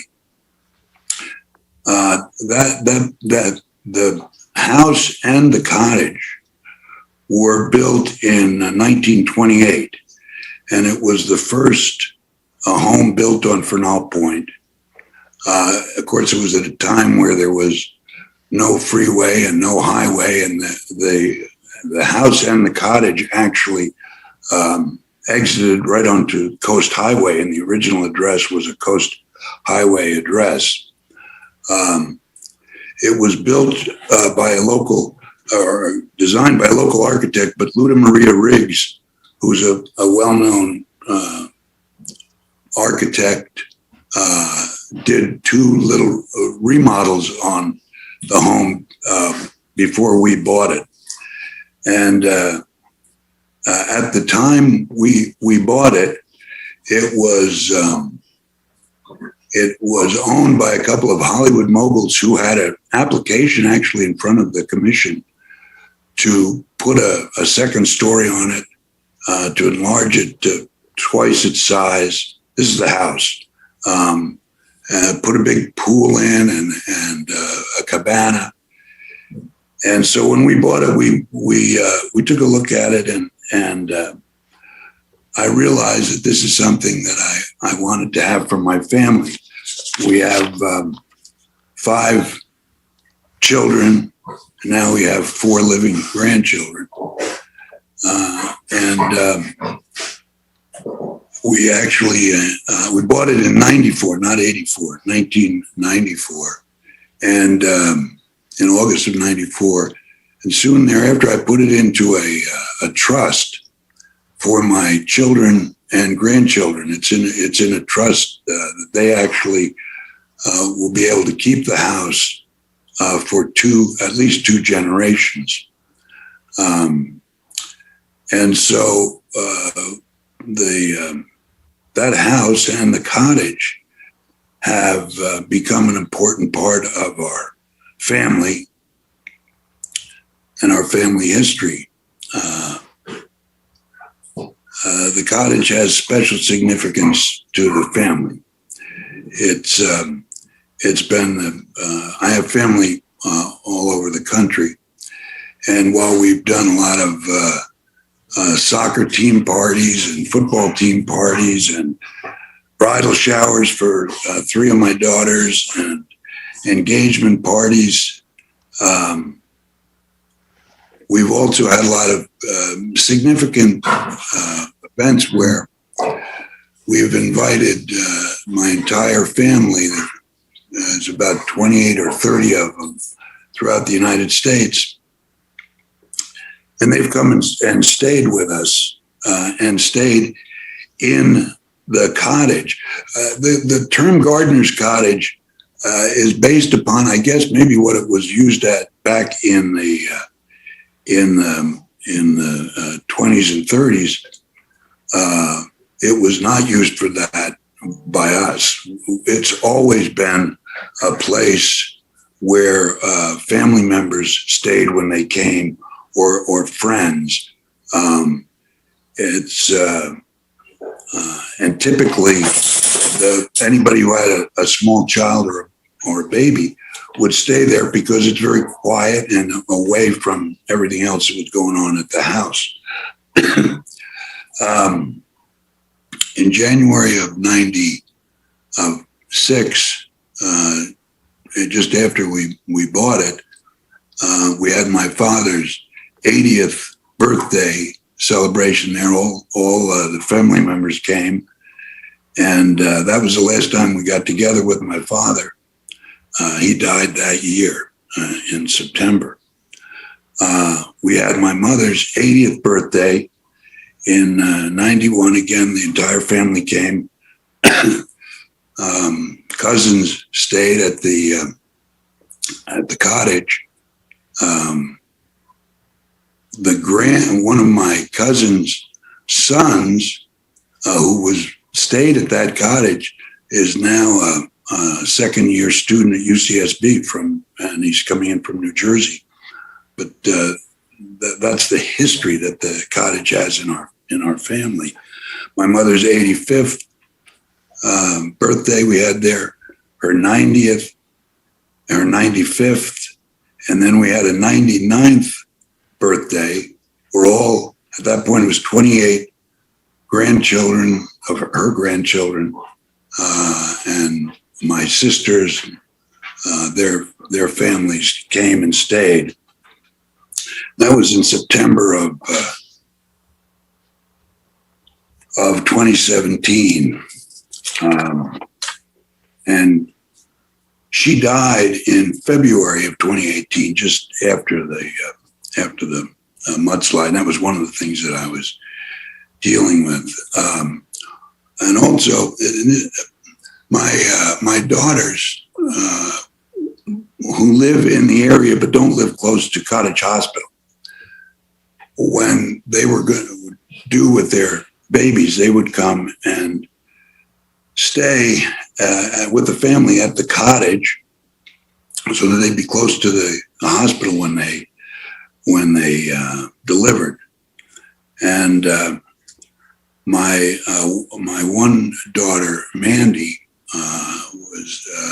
she's preeclamptic. So when she had her second child, pardon me, Maxine, she came and stayed at the cottage for a couple of weeks before the birth, and then she was born, and then the family stayed at the cottage for the next 4 or 5 months because they were rebuilding a house they had in Lompoc, and so they stayed there. And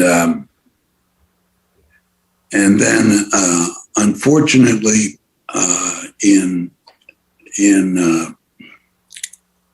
the summer of 2017, Maxine became ill right before her first birthday and died.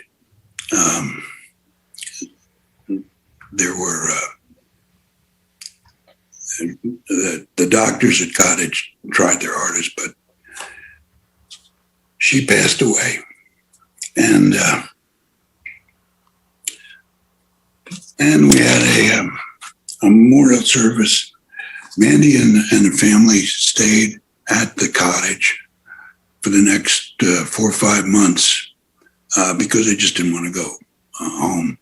And so that was a very difficult time for the whole family. Mr. Grassini,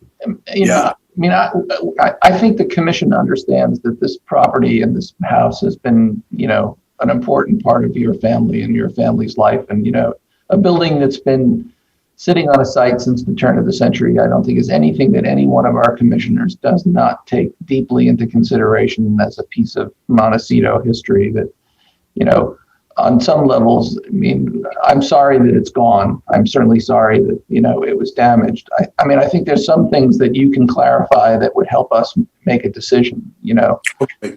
Like I said. Yeah. I just wanted you to know that that's what was going on in my life at the time I was making the decision I did.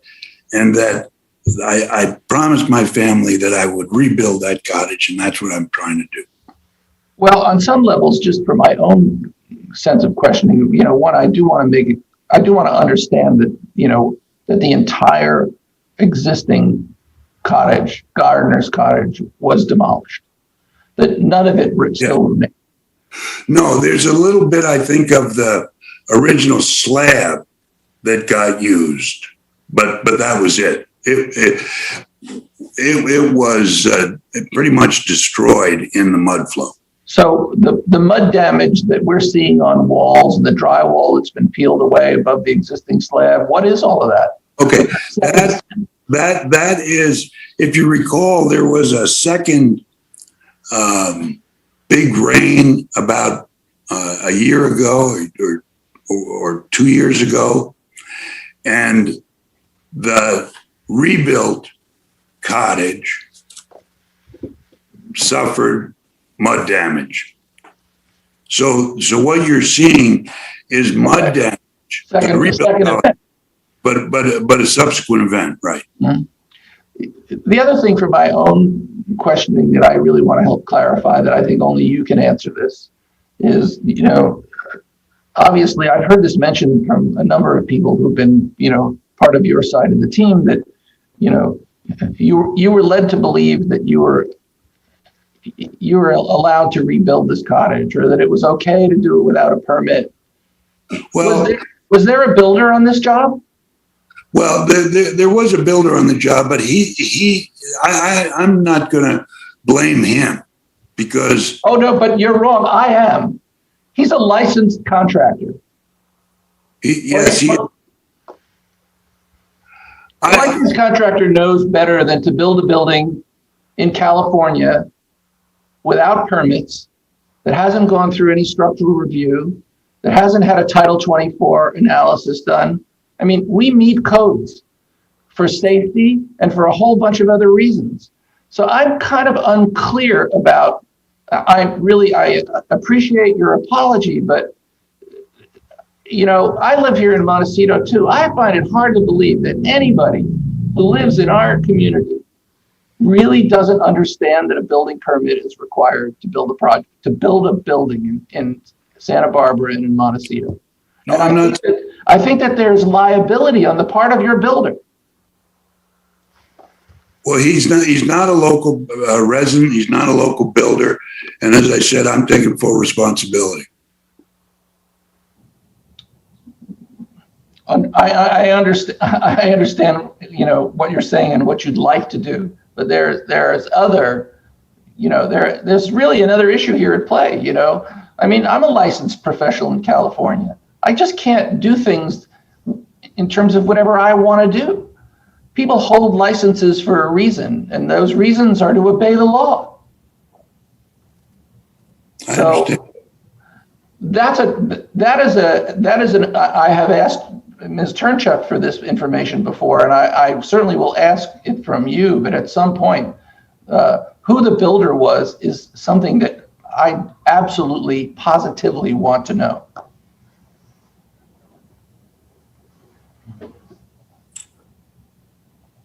Okay, I think at this point, if it's okay with the chair and the commissioners, we can continue the presentation. Sure, I think we should continue the presentation. And my question about the lineage of what we're looking at has now been answered. There was a second rain and mud event that damaged the structure that's currently there now. And Correct. the building was Correct. demolished and rebuilt. Correct. That second structure was not finished. It was that rain event. It was almost a year to the date, actually, the following February, I think. Hence good reason for an analysis by flood control. So I think we've established the importance of the cottage to the Grassini family. It would still be there were it not for the debris flow. And we understand, as we've clearly showed today, this is a complicated issue. It's a multi-layered issue, but we don't think it's an issue without a solution. The staff report discusses the inability to approve the project due to inconsistency with county and coastal policies. And all of that hinges on whether it is appropriate to approve a reduced creek buffer in this area. Mm-hmm. If a reduced creek buffer is approved, then we can be found consistent with the policies. So at this point, I'm going to hand it over to project biologist Tamara Klug from Cardno, and she's going to walk you through her analysis of the property and her reasoning for why a reduced buffer can be supported. Great. Thanks very much, Eva. You can flip to the next slide. So at the request of the applicant, Cardno conducted an investigation into the biological habitats at the project site. We looked at several different topics, which I've listed here on the slide, including waters and wetlands, riparian vegetation, wildlife corridors, special status species, critical habitat, environmentally sensitive habitat, and not just looking at the layers that are defined by the county, as were shown in the county slide, but also looking at the kind of boots on the ground perspective as to what the habitat is, which is the normal and proper approach when you're doing an assessment of environmentally sensitive habitat. We also looked at trees and any other biological concerns. And we consider all of these in comparison to the baseline of the habitat before the project. Next slide, please. And baseline is a tricky question on this particular project. It's normally an extremely straightforward undertaking. But in this case, where the cottage was removed and then rebuilt, we had to kind of ask ourselves and scratch our heads on this question. And it's something that came up in the county's analysis as well. And one of the things that they had suggested was that we should consider what the baseline would be in the absence of any cottage. This is in our opinion, this is a very speculative undertaking because the original cottage was built before there were really good records of what was present on site. There's been numerous developments before and since that time, including the construction of the railroad, the Coast Highway, which was replaced by US 101 for an all-point road, numerous homes, and the actual walls of the creek itself. In addition, other sources of information that we typically rely on as biologists, aerial photographs and maps and things of that nature, lack the detail and resolution that you would need to get that understanding for a time period that was pre-1930. So this is a really speculative undertaking. Furthermore, the county has suggested we should consider what the site would look like if it were restored habitat. And I just want to point out here that in order to do that, you would have to remove the flood walls. So there's flood walls adjacent to the creek, which I'll show you in a minute. And those flood walls would have to be removed in order for riparian vegetation to access the shallow groundwater, which would be essential to their establishment and existence over the long term. Next slide, please. So what you're looking at here is the site plan. And if you just hit the advance button, you can see overlaying on that some features I'm going to point out. So the green line there is the retaining wall that is between the Grassini property and the railroad property. the yellow lines, there's two of them there. Those are the creek walls, and I'll show you some photographs that show those. The blue line is the actual creek itself and the environmentally sensitive habitat that we're talking about today. And immediately south of that southern wall, the red area is Fernald Point Road. So Fernald Point Road is immediately adjacent to that environmentally sensitive habitat. And if you'll advance the slide, I think you're going to get a little pop-up with what I just described, but if you could just go to the next slide, that'd be great. Wanted to show you this photograph here. This is taken from Fernald Point Road. You can see the pavement in the foreground there, and you can see a rock wall immediately adjacent to that. That is the top of the retaining, or the top of the wall adjacent to the creek, the creek wall, if you will.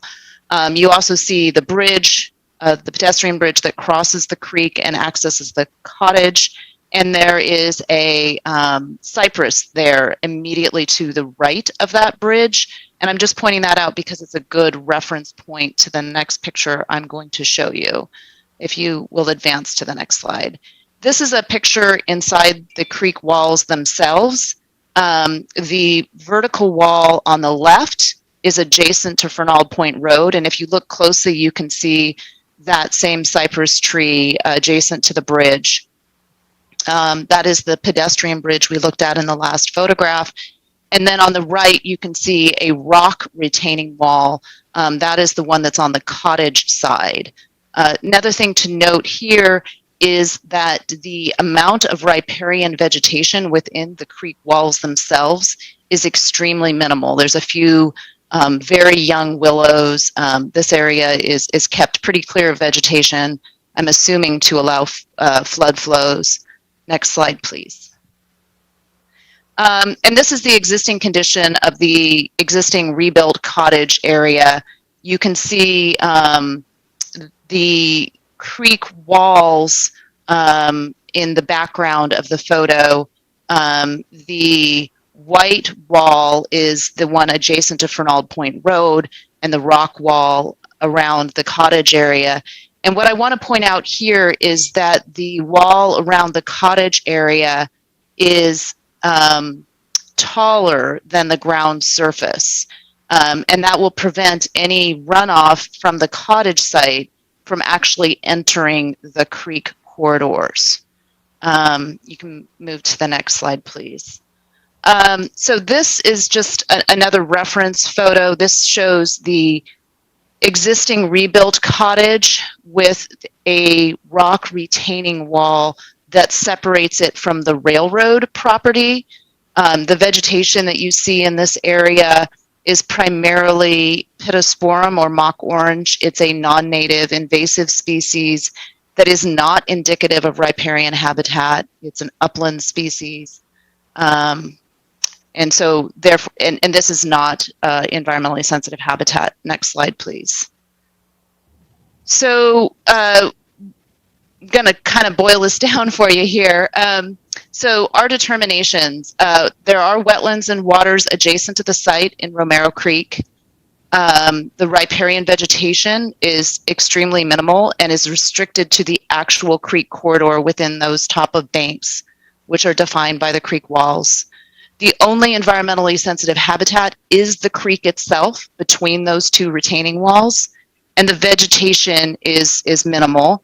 It lacks any buffer on the south side because Fernald Point Road is immediately adjacent, and it has a very small buffer on the north side between the creek itself and the existing cottage. In addition to that, just kind of the overall setting, there is development on all sides. So you've got 101, you've got the railroad, the cottage, Fernald Point Road, and numerous houses. It's a highly developed area. One very important consideration is it is critical habitat for southern steelhead. That's a fish species. And so that was one thing we wanted to make sure that we took careful consideration of. If you'll flip to the next slide.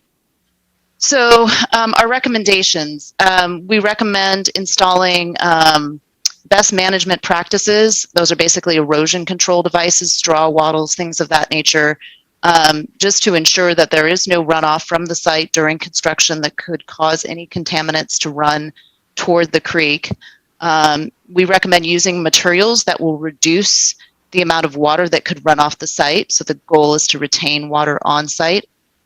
And then finally, there are no plans to remove any trees, but if any trees were removed adjacent to the creek, they should be replaced. And the reason for that is those trees provide important shade to the creek, which is essential to keep maintaining water temperatures, and that's important for steelhead, the species I just mentioned.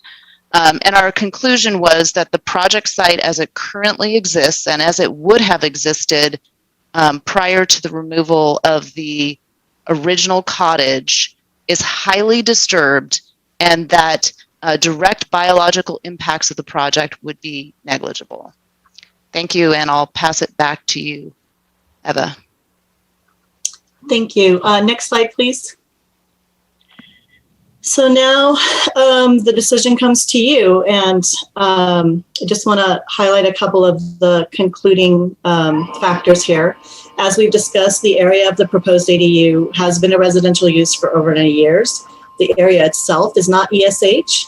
It is adjacent to ESH, and the Cardinals bioassessment concludes the ability to reduce the buffer to that ESH with negligible impacts to the creek.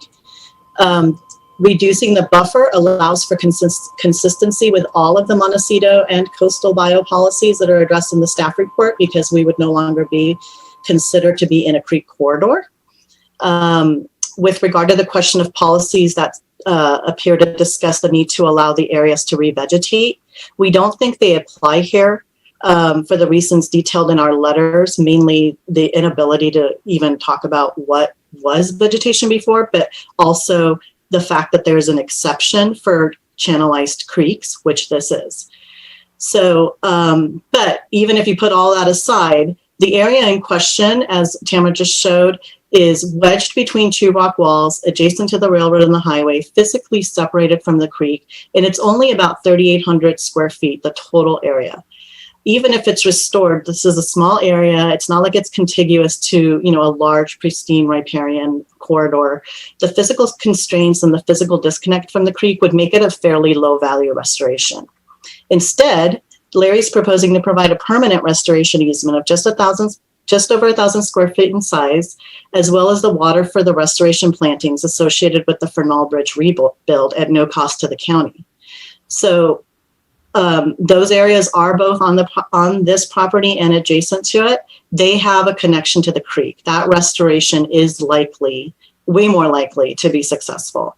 And the provision of water from this side of the creek would remove the need for water to be paid for by the county, and more importantly, to be trucked in for years while that restoration is established. So our argument is it's a much higher value is achieved if you choose to allow the ADU to continue and take advantage of the easement and the water offer. It will improve the bridge repair project. It will improve the chances of restoration. It will be better for the neighborhood with the reduction of truck trips, and it will allow for continued healing from the debris flow for the Grassini family. And with that, we thank you for your consideration. Thank you. I think that, should we take public, commissioners, do you want to take a break for a few minutes, or should we take public comment first? I would recommend taking public comment and then take a short 5 minute, 5 to 10, no longer break, personally.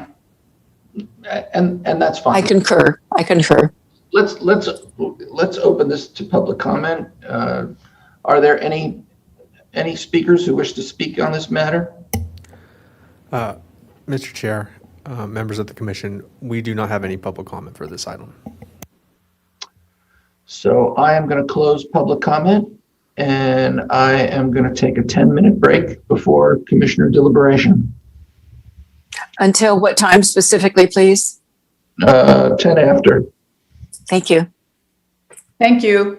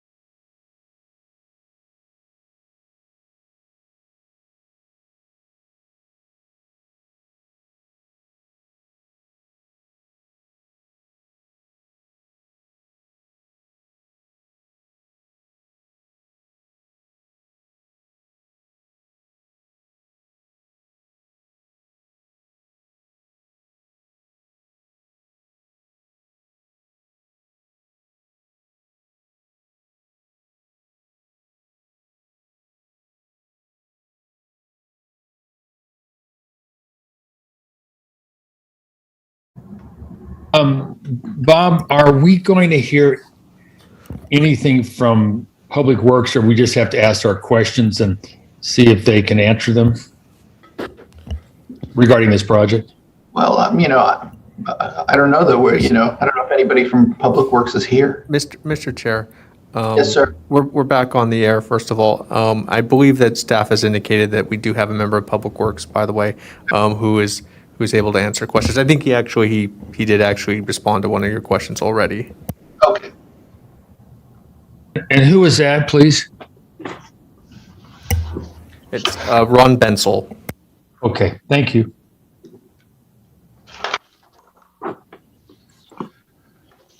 Well, do we need to announce anything, David, or are we just back on the air and resuming? No, we're alive. So however you want to start, back up. We are moving into commissioner deliberations or questions. Any questions the commissioners have of anybody who's here? Commissioner Police. I'd like to ask a question for Public Works. Is Ron still there? Is he present now? Yes, I'm here. The bridge project that precedes this unfortunate property issue we're dealing with, as I understand, there is a detour that's going to be set up for, I don't know, I guess the duration of the bridge construction, whether that's a year and a half or whatever it might be. You could tell me that as well. But that looks like it's between the existing bridge and the railroad property, and it would be on the north side of the bridge. Is that correct? That is correct. It's on the vacant parcel to the west of Mr. Cristini's parcel, the True Horizons parcel. You say vacant parcel. Is there no ownership of that property? It's True Horizons parcel. That's the property owner adjacent to the creek, basically from upstream all the way out to the ocean along the creek. Okay. So that rather large, maybe old 100-year-old or between 50 and 100-year-old sycamore tree that I understand is being proposed to be removed by virtue of the need for the detour. Is that correct? Sycamore tree will be trimmed. It will not be removed. There's some large trunks that will be removed down to the bottom, but overhead branches will be removed for the temporary bridge and just for the height clearance. So the large specimen is really the largest specimen and within quite a distance will not be removed, just trimmed. It's basically a 3-trunk tree. One of those trunks would be trimmed out, and then some branches up above on the other two, or one of the other two would be trimmed out. Okay. And the other question for Public Works for you would be the offering by the applicant to permit you to use his water. Is that something that that you're interested in or not? It's part of our construction contract. When we actually have the mitigation planting going on, it's on our contractor to supply the water in any way, shape, or form he feels fit. So we just leave it at that. Well, but when you say if it's an advantage to the neighborhood that they take that advantage and use that water, wouldn't you not recommend that? Or I don't quite follow there. Yeah, no, we don't recommend means or methods for our contractors. We tell them what needs to be done, and they figure out the best way to do it. So if they have a water truck that goes up and down every day 10, 15, 20 times and actually causes dust and disturbance and noise and pollution, you wouldn't say, why don't you not do that and use the local water on the creek there that the neighbor has? That wouldn't be something that you would suggest at least? Well, the mitigation would not be 15, 20 times a day. It's once in a while. It's more often in the beginning, and it goes over 2 years. So it may be, once a week for the first couple of months. There might be once a month after that. Okay. So, yeah. All right. So it's not that much water, but. Correct. Anyway, if it's more reasonable for the contractor to use it, he probably would use it. Is that what you're saying? He can work out an agreement with Mr. Cristini if that's the case, but from our standpoint, we can't dictate the means. I know, but I'm just saying that the offering by the applicant is something that is positive step towards that construction of that, a reconstruction of that bridge? Would you at least say that? It can be part of negotiations. I mean, we are currently in we already have a legal proceedings with regard to this easement, so. Okay. Yes, all right. And then as far as watering the riparian, the plants that are there, that he suggested he would offer that, that's something that you would just take on yourself and water indefinitely at the taxpayer's expense if he didn't offer that? We're required to water for 2 years, and then from there we basically just try to see if the planting would live on its own and support it that way. Okay, that answers my 2 questions. Thank you. Welcome. Commissioner Keller? The representative from Cardno, I guess I'm saying properly, said the only environmentally sensitive habitat is Romero Creek. That confuses me because I thought ESH included the areas on either side of the creek. Did I misunderstand? This is Tamara Klug. I can answer that question. So the environmentally sensitive habitat is the creek itself, and then there's a buffer put on the environmentally sensitive habitat. And so at question is, what is an appropriate buffer? And there are different buffers used on different types of habitat. The nominal buffer is 50 feet. So in this case, the nominal buffer would be 50 feet from the creek wall, because that's the top of bank. However, there is a point of discretion as to reductions in that buffer. And there's a list of topics for that buffer reduction. And I'm happy to walk through those with you. We do walk through those in the biological report. So I just am wondering, so you would present, I'm going back to the setback diagram that is here. And so it appears that if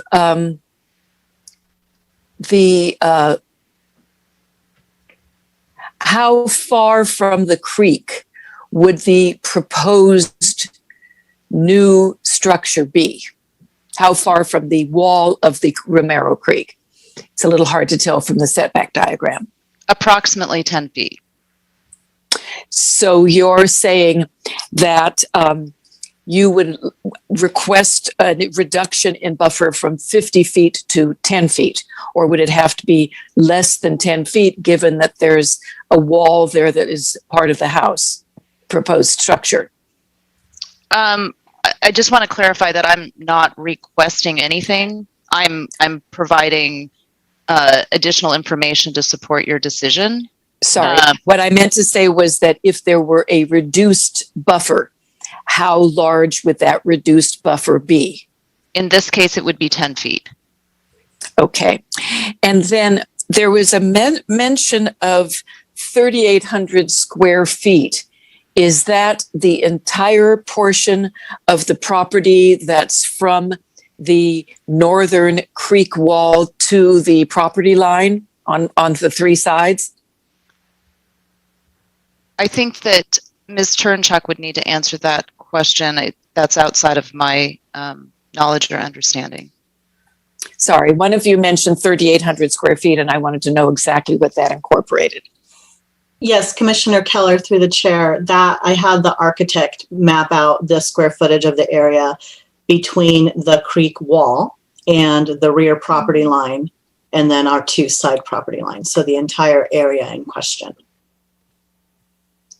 is the 3,800 square feet. Correct. All right, thank you. And then I'm sorry, there was one other question I had that referenced in your application. You talked about a permanent restoration easement of 1,082 square feet. I'm sorry, could you clarify what you meant by that? So that is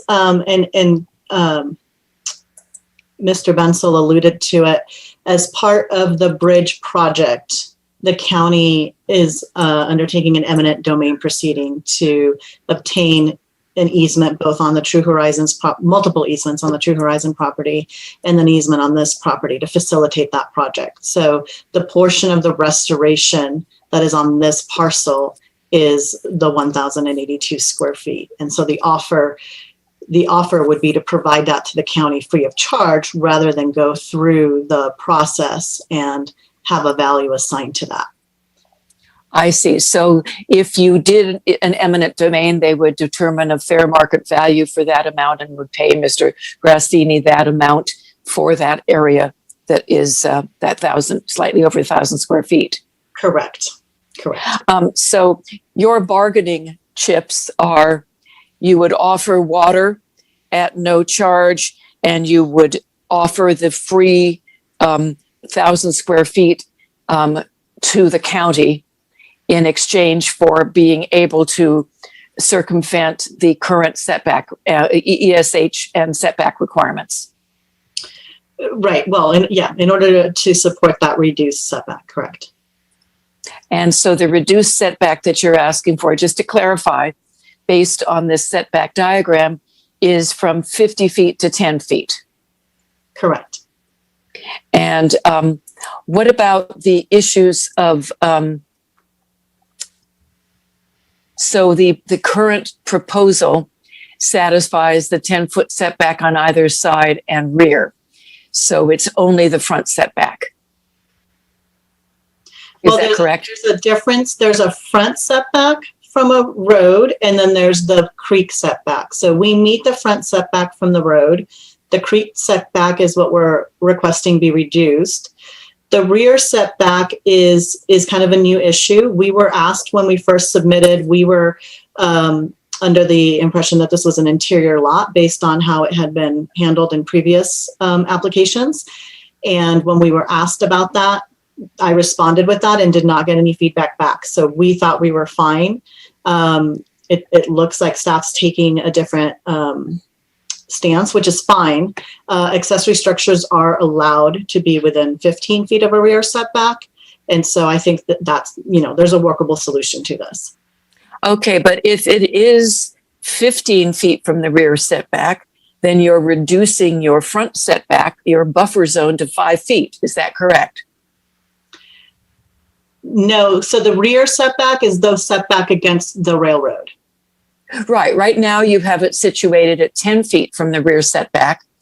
They are saying you need to be 25 feet from the rear setback. Your new position is that you could be 15 feet from the rear setback, which would move the entire structure 5 feet further forward. Is that correct? Probably not. We would probably just do a minor redesign of the structure. So, okay. The intent is to not be any closer to the creek than the historic structure has been for years. And the historic structure was how far from the creek, since it is no longer shown on this diagram? Yeah, it's unclear 100%, but based on photos that we have after the debris flow, we think it was between 6 and 8 feet. Okay. And one other question. When we did the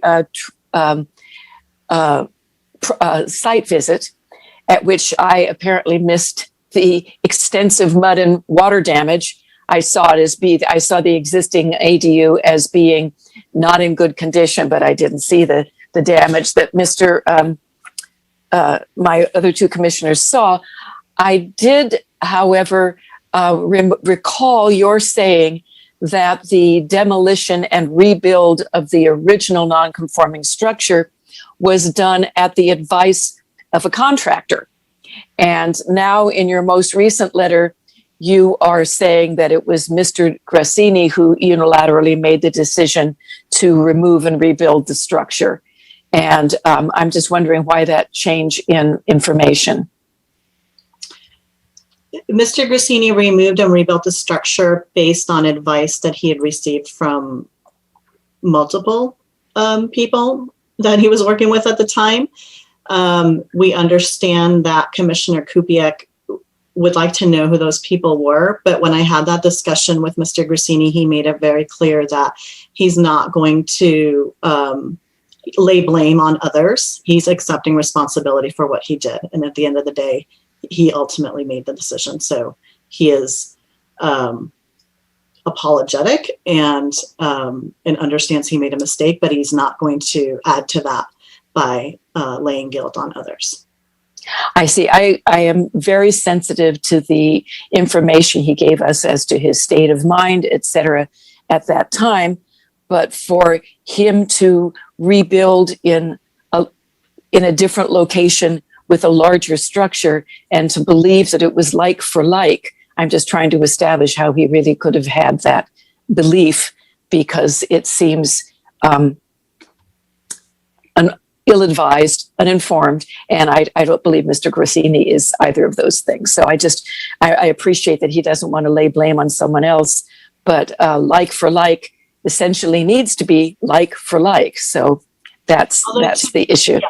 And to be clear, specifically to this event versus other rebuilds after fires, for example, the county did very early on say the like for like would allow for relocation of structures if it made sense. And in this instance, it worked out that relocating the structure both fixed the issue with the encroachment, but also moved the structure further away from the bank that the mud came over. Right. Yes, the county did say that, but that was in the context of believing that people would go through the proper county procedures to rebuild.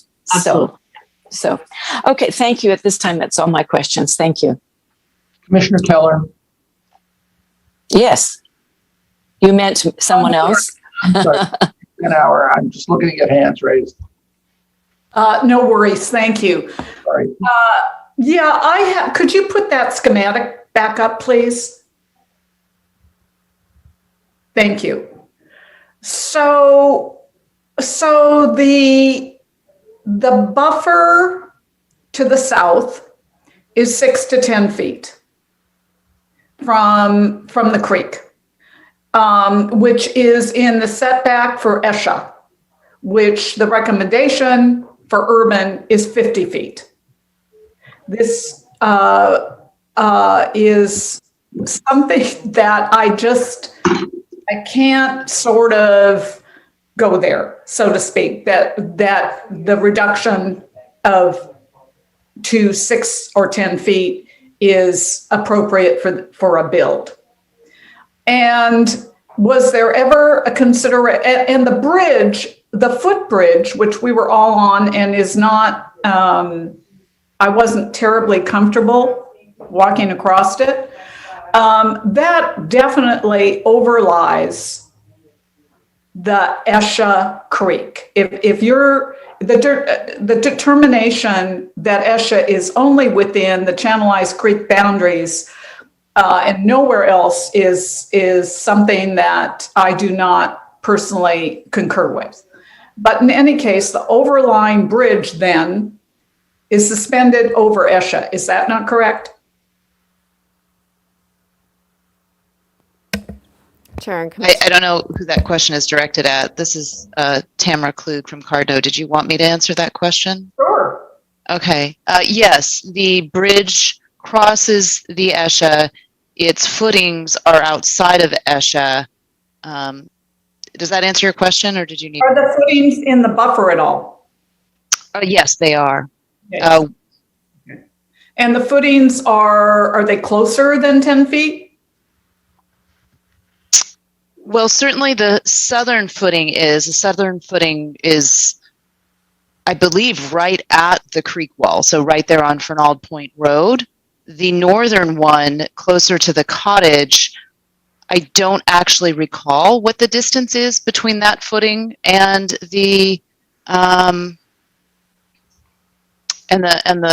creek wall.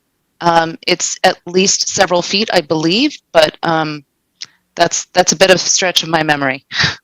And that pedestrian bridge is original to the Gardener's Cottage or more recent? I don't know the history of the bridge, but it appeared at the time when I was out there to be an older structure, so I had assumed that it predated the the requirement for a permit to build that bridge. I don't know if you have more on that. Has there been consideration of a smaller project structure rather than your proposed of what is the proposed exact square footage? 1,100. 1,100. Any thought to increase the buffer from the creek to make a smaller footprint? So if we can go back to that setback picture, we did look at that. As you can see, the structural already is fairly narrow. And it's already quite difficult to even get daylight in that middle part. And so that is the two parts that stick out a little bit are bedrooms to allow for more light in and to try and, recreate a 2-bedroom structure, which is what was there originally. And my question regarding your proposal for riparian restoration and establishment that you have just added basically is sort of a thought that perhaps if that is allowed, then in our decision making we would allow for the reduced setback from the top of the bank, etc. Is that why it was offered? It was done to allow you to support a reduced buffer, and given the fact that this portion of the property is so physically disconnected from the creek, and the fact that it restoring on its own, even if we did not move forward with the project, is highly unlikely. It seems like from an overall value, the value to the county, to the neighborhood, to the riparian area is really to make sure that the adjacent restoration succeeds. You cite water. What is the water source? Is it MWD water or is it from a groundwater well? It is Montecito water. Okay. So does that allow? That's not correct. It's well water from my property. Oh, I'm sorry, Larry. Yeah, it's we have a well on the property, and it's that water goes over to the cottage, and it was that water that we were recommending. Oh, okay. There's no other water over there. Okay, so the proposed structure is not MWD water. It is groundwater from your well. Is that correct? It's just not land. I'm trying to, for interior use vis-a-vis landscaping, I'm trying to bifurcate that. So for interior use of that existing, through the years, that existing structure went with cottage, whatever we have, whatever you rebuilt, as far as drinking water, interior use, that was also groundwater. I believe so. I believe it's all, the only water that's ever gotten over there has been the well water. Okay. Okay. So water source is of import, and being trucked in as the county is contractor is going to provide, the county designates groundwater may not be used. We are in a drought, and our aquifer is medium priority. And I would just sort of bring that up that as Commissioner Police mentioned, it would be, he felt it would be of great benefit indeed if it is groundwater. That is not the case. So I'm just making that point. It's a question. I'm glad the source. Thank you, Mr. Grassini, for confirming the correct source of the proposed water to establish riparian, et cetera, and also to confirm that, to your knowledge, it's groundwater from your well that supplies the structure that is before us. Thank you very much, Mr. Grissini. I appreciate it. Chair and Commissioners, just based on that question, I just wanted to note that there's a portion in the staff report that talks about it being the ADU being served by the Montecito Water District, which sounds like is no longer correct, or the Montecito Sanitary District. I just checked the application and it does indicate that they are on public service. So if that's not correct, I just wanted everybody to be aware of that in the report and the application. Oh, okay, so it's indeterminate right now, would you say, Ms. Harris? Oh. Chair and Commissioners, I think at this point, just depending on what the commission does, we would want to get clarification on the water and sanitary service to the site, since our documentation is a bit different than what was relayed right now. I appreciate it. Thank you, Ms. Harris. I may be wrong. I don't know. I just always assumed that was the only water that was over there. But we have public water to the main house, so maybe we also have that to the guest house, the gardeners. We do, yeah. We do have a can of will serve letter from Montecito Water for the new structure. And I had applied for that because I assumed that it was Montecito Water. And years ago, when we started the discussion about water availability with County Public Works, when they were first exploring potential water sources for the restoration, we did ask Montecito Water about that specifically. And the determination at the time was that the water could be used on the adjacent parcel for restoration, so long as we did not charge for it.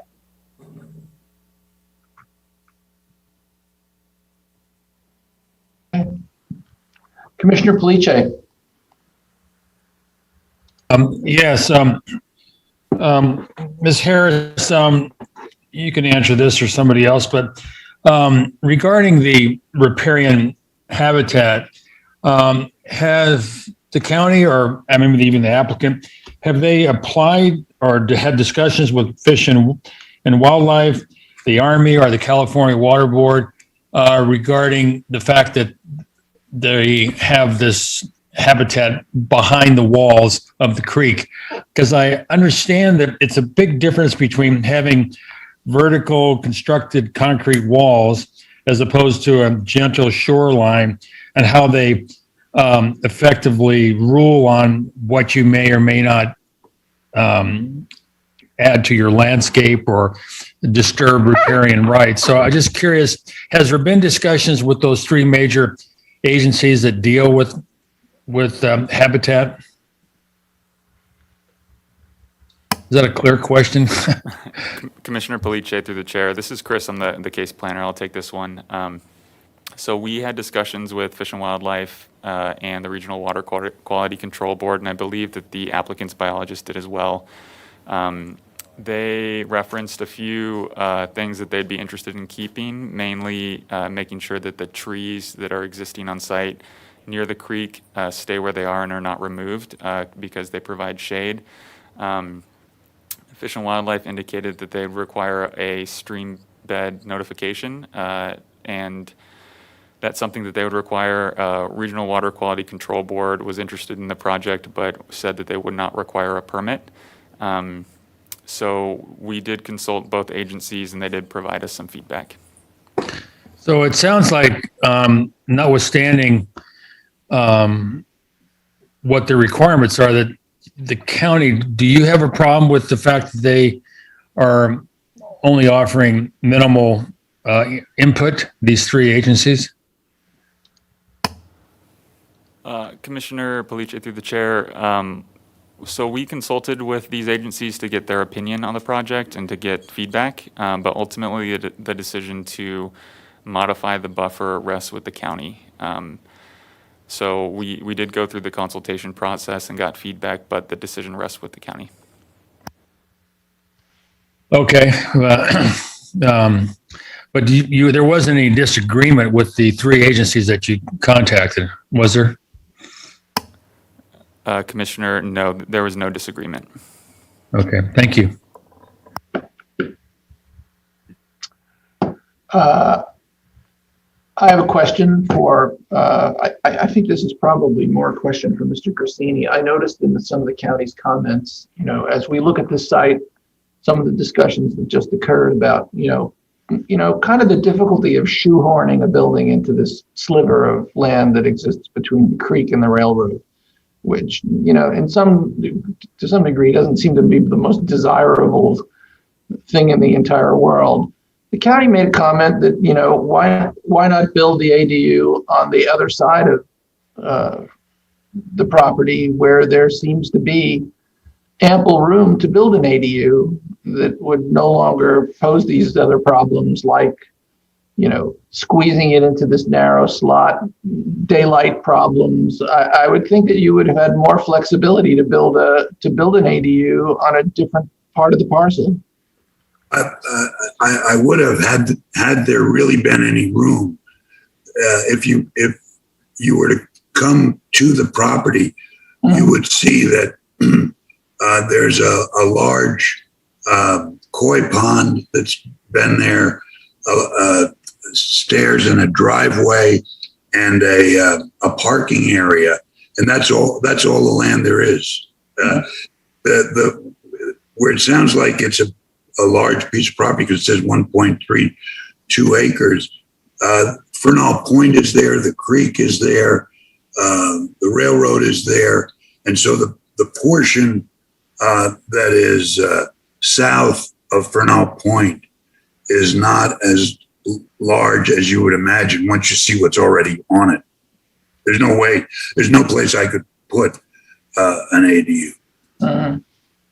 Yeah, the county had set out some diagrams that showed, almost two potential parcel sites that are immediately opposite, the road. On my property?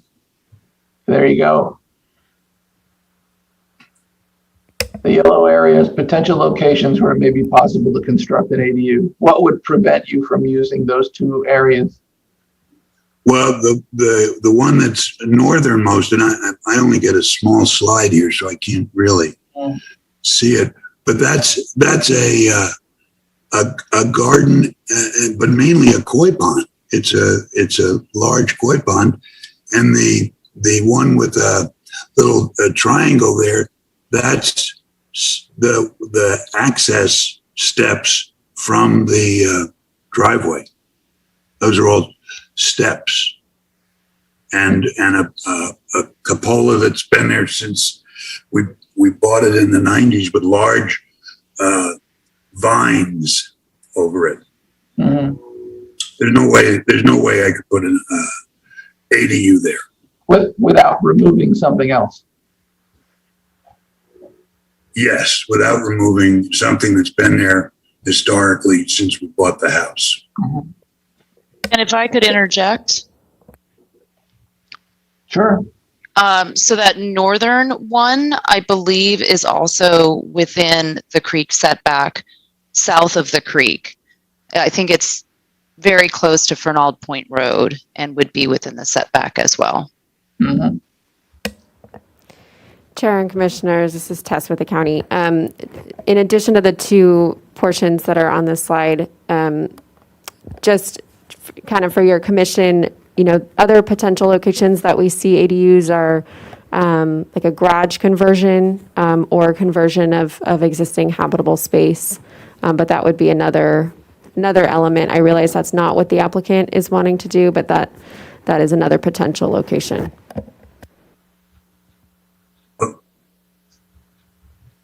Mm-hmm. Commissioner Senauer.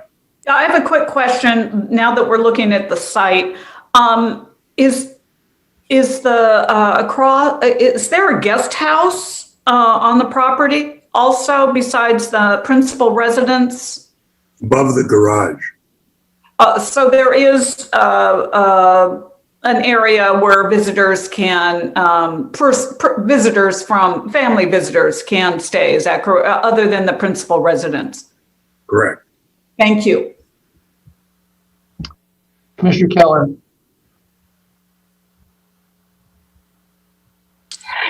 Just two quick questions about procedure, and maybe we should say this till later, but I'm just wondering who would have the authority to determine whether or not a buffer can be reduced? Maybe that's staff I'm asking. Who would make that determination? Chair and commissioners, ultimately that decision, I believe, rests with the county. So what happens is we do consultation with CDFW and the Regional Water Quality Control Board, and we get, there's some language in the policy, I believe, that talks about getting a bioreport that identifies a specific reduction in a buffer, and then the county, with that information, makes the determination. Okay.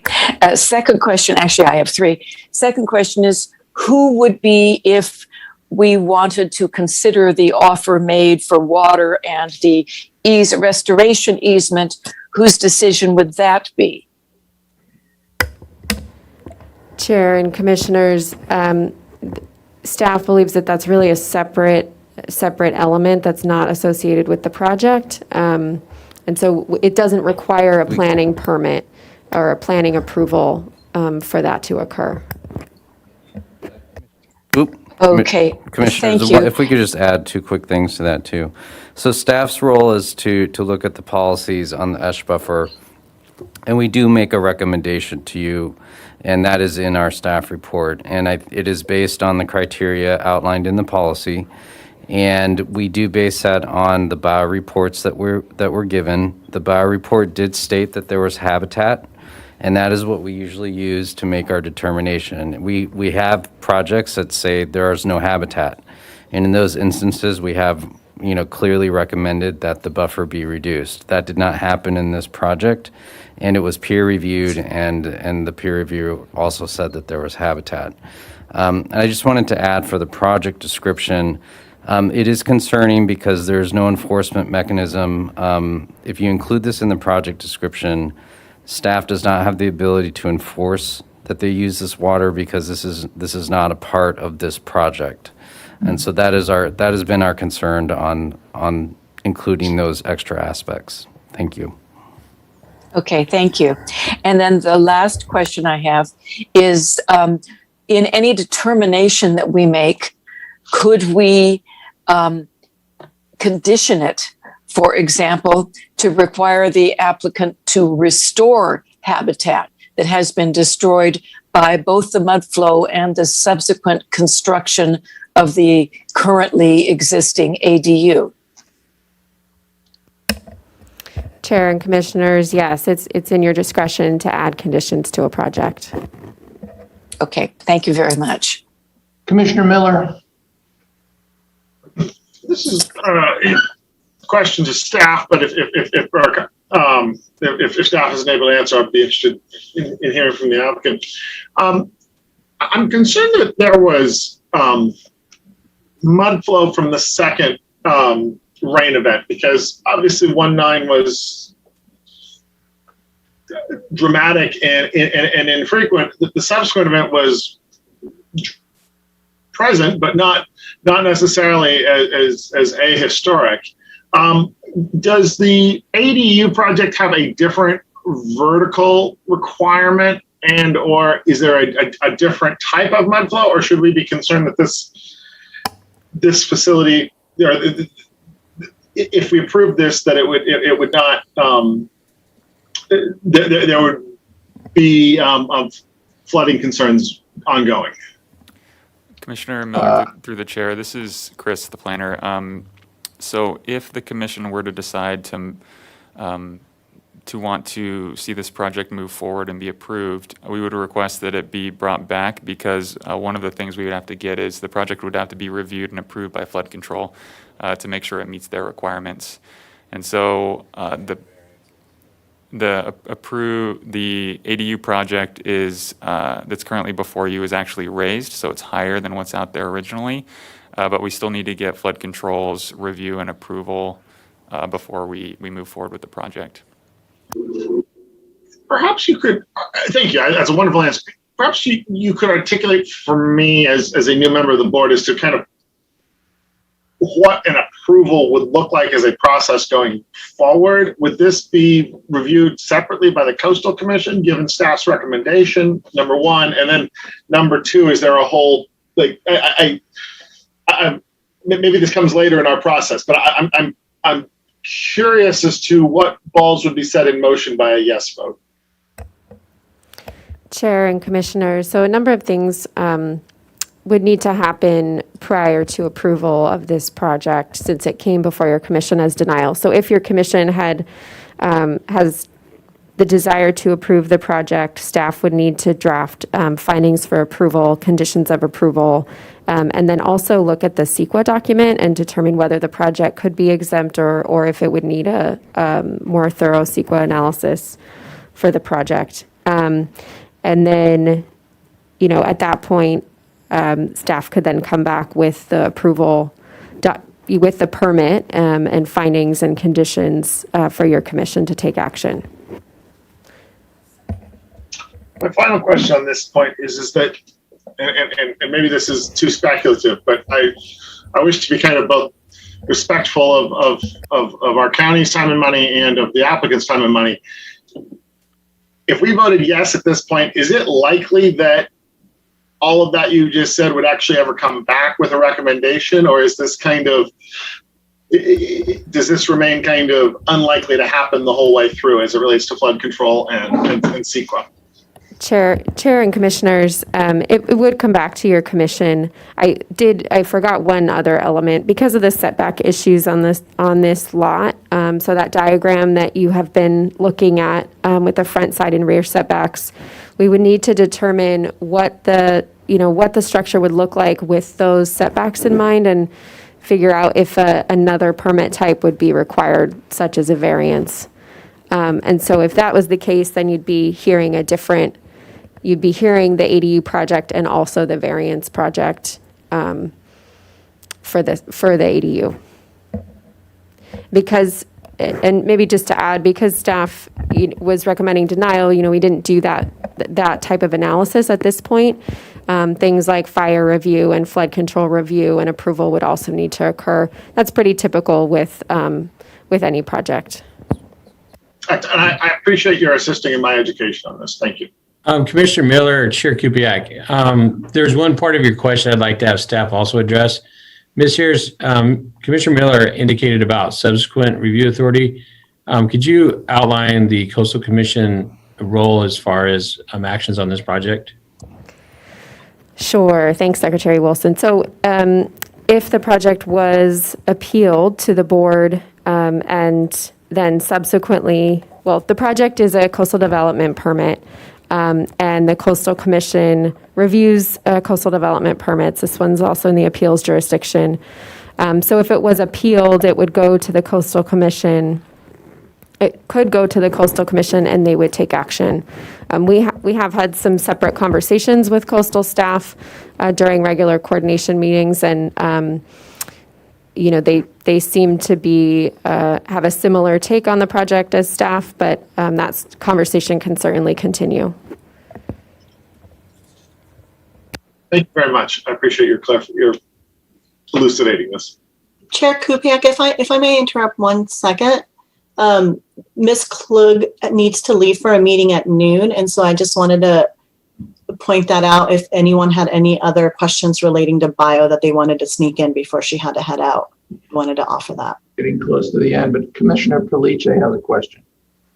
Yes, I want to know, Ms. Harris or others at the county, if we were to vote for this, say if the applicant could be so fortunate to win back this appeal, would he then be inheriting his former non-conforming status? And so as far as rebuild, it would be treated like he didn't actually, make an error, and because you tore down the one that was illegal, and he would have now a piece of property that looked not much different than what it looked like after it was damaged by the flood. So would he be treated with the same respect if he was fully forgiven? Chair and Commissioners, so there were a couple parts to that question and comment, Commissioner Police, because the site or the property was demolished, unfortunately, at that point in time, any property owner that demolishes a structure 100% that's non-conforming loses their non-conforming status. It's certainly not a position that any of staff enjoys being in, having to tell a property owner that that's the case, but that's just the reality with the code that we have before us. So the denial or the if the project was approved, it doesn't restore the non-conforming status. They would be treated, we would be looking at the code and policy sections today in order to make that decision. And that's really what's before your commission today is the policies in place at this present time and Article 2, the coastal zoning ordinance that's in place right now. So I assume that the applicant understands that that is the case. Can I ask the consultant, does you accept that fact that even if we were to grant you this appeal, that you would be under a more strict guidelines? Yeah, we understand that, and that is the reason for the submittal of the CDP for the ADU. Okay. And we have had, multiple discussions with flood control that have guided the design. So we do feel like we're in a good spot with that. Just want to make sure. Thank you. Thank you. I have a question for staff, just in terms of, much as I appreciate Mr. Grassini's position, I'm not sure it's his prerogative to accept the complete responsibility for everything that has happened on his property. And I'd like to know, in terms of enforcement measures that are put in place when events like this occur, what does happen to the licensed? This isn't necessarily the act of the licensed professional, but this is a licensed person in the state of California. How does the county deal with a situation like this, where clearly, if I were in the Better Business Bureau, I'd say that I've got a client that has either been given tremendously bad advice, but in any event, I think shielding the contractor in this place is, I can just tell you right now, just in terms of where I'm sitting in my chair, is not going to happen, at least as far as me being able to vote one way or the other. Chair Kpmg. How does the county normally deal with a procedure like this, where something as egregious as building a whole building without a permit happens? Chair Kpmg, so when we get a complaint, we work mainly with the property owner, or if the property owner hires an agent, the agent on the property owner's behalf to resolve the violation. But ultimately, the property owner themselves is responsible for any violation on their property. And so we don't go after or, try to put any punitive damages on an agent or an architect. Well, I mean, there's a licensure issue here, and the problem is the notion of an incredible amount of unpermitted construction that goes on in Montecito, where it's, I'll do what I want and I'll ask for forgiveness later, continues to go on all the time. And I have to tell you, it is a position that I cannot support. We have regulations about energy control. We have regulations about safety and seismic issues. And when these are ignored, this is an incredibly egregious act on a professional level. And it is something that just for me, I cannot possibly support. Chair Kupiak, Commissioners, just if I can just respond. The item before you is regarding to the planning permitting process. Planning has an enforcement arm where we enforce the zoning code and provisions of the Montecito Land Use and Development Code. Those enforcement strategies focus, as Mr. Smuckle indicated, on the land use and requirements for obtaining a land use permit. What you're referring to, Mr. Chair, is in regards to the person who committed the act, and that would be under a separate action. And oftentimes that may or may not be initiated through the building official's role and responsibility of whether or not to report any violation of a contractor's license to the the board that licensed contractors. So my recommendation is the item before you is regarding planning permitting.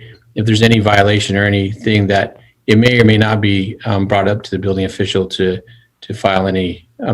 Jeff, we wouldn't be here today had somebody behaved accordingly. This person, Mr. Grassini, would have been able to go before the county, ask to rebuild his damaged building. He clearly, without the demolition of that structure and the rebuilding of another building, would have had a path to restore his structure legally. And, I can just tell you, from my vantage point, I'm a Montecito and I see this kind of stuff happen all the time. People just build away, and it's kind of like, oh, well, I will get away with whatever I can get away with. And this is a bad example of it. But Commissioner Police. I don't really mean to be disagreeing with you, Bob, but and I want to make this short as possible. But if there's not one contractor, an applicant can ask 20 of them, and you're going to find someone who needs to work and wants to go to work right now. So I think we're kind of chasing our tail here. And even though philosophically I agree with you, I don't think that's really that enforceable. As long as the applicant takes responsibility, we only need one responsible person here. And if he was responsible, he wouldn't have ever asked the contractor. So I don't know. I mean, I agree with you philosophically, but I think in this case, let's just let this applicant take responsibility and be done with it. I hear you. Commissioner Keller. Thank you. I apologize. I was having some power problems, and this is why things are being moved around, but I was aware and listening to everything that went on in case you wondered why the screen was going on and off. I concur with Mr. Police. I feel that the buck stops with the person who's paying the buck. And if someone gets bad advice, then that's unfortunate. They asked the wrong person. I think that it is appropriate, and I respect Mr. Grassini for taking responsibility for the decision to go ahead as he did. And I also feel as though this discussion is out of our purview, and I think that we are in a position, unless we have further questions for the applicant or for staff, I think we should move into deliberations. I agree wholeheartedly. So we are now in deliberation. I just think I'm going to kind of go around the table. Mr. Wilson has his hand. Mr. Wilson has his hand raised. Yeah, Mr. Chair, if I may just lay the groundwork as far as helping guide the deliberations today. The item that is presented today, the staff has provided analysis and documentation and recommendations in regards to denying the appeal and denying the project as outlined in the staff report on page 2 of the staff report. However, if the commission does, through deliberations, decide to take an alternative action, the recommendation would be that the material and item presented today does not support an action for approval today. So if the commission does want to, or decides, a majority decides to move in that direction, the recommendation would that the item would need to be continued to another date, and direction to staff to prepare the necessary documents and findings and complete the analysis for an approval of the project. And that would regards to coordinating with other agencies, analysis on the buffer reduction, and also any secret review that may or may not be required for the project. Currently, we don't have any hearings until September 15th, so we could continue it to a date certain, September 15th. However, depending on staff's analysis, we may need to continue it further depending on if further secret review is needed or additional information is done. But at least that would be continuing it to a date certain to provide direction to staff. So that concludes my wrap up, Chair, and I turn it back over to you. Thank you, Jeff. I'm just gonna, blanket ask Ron, where do you sit on this matter? I sit on the side of the applicant here in the sense that, not that I think that he did the right thing by trying to slip it by the county and build the structure back. I think by him owning the fact that he'll take that down completely, to me, that's an act of forgiveness on my part if you just take it down, because he went through a lot of expense and he got caught, and that money's wasted. He's got to start over again.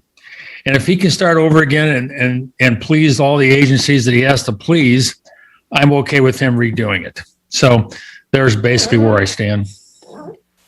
Thank you. Donna? Commissioner This is a project that listening to the applicant, the county, and the appellant in all areas, be it ESHA, Riparian, square footage, the new addition of will supply water for, enhancement of Riparian for the county and an easement. There are many moving parts to this, but to me, after reviewing this in detail and doing due diligence, I am unable to support the appellant, and I am supportive of the denial of this project. Commissioner Keller. Thank you. One of the complications of this project is the emotional component, and I am very sympathetic to the Grassini family historic attachment to this former cottage, but the reality is the former cottage is gone, and there is no way that cottage can be replaced. It is gone. And I'm very sorry about the hardships that Mr. Grassini related, and it does make it a very emotional position. However, I simply can't support the reduction of a 50-foot buffer, not much less a 100-foot buffer, but a 50-foot buffer to 6 to 10 feet. And I feel that we should not be making our decisions based on emotional appeals. Unfortunately, that is not our job. And unlike Mr. Caliche, who says, oh, let him rebuild it in the same spot, I say, yes, unfortunately, he is going to have to tear down what is currently there, and he will have to rebuild. But I support both of staff's suggestions for alternative locations. There are also alternative locations on the ocean side of the family property, which could be very, very easily adapted for another compound or a structure that would, as long as it's being used for family usage, it would simply, it would incorporate family usage just to another area of the property. None of the other parcels along Fernald Point that have a piece of land on the other side of the lane, between the lane and the railroad, have structures there, have not tried to build structures there. It is clearly not an appropriate location for a structure, as was demonstrated by the damage during the debris flow and by the subsequent water and mud damage during a heavy rain. And so on no basis can I support the applicant's request. I feel that staff's position is quite clear and compelling, and I must support staff's position. Commissioner Miller. Thank you, Mr. Chair. This is my very first case in front of me, and so I'm learning a lot in this process. It strikes me that there was a path at one time on this, and that there isn't, per the recommendation of staff at this point, I'm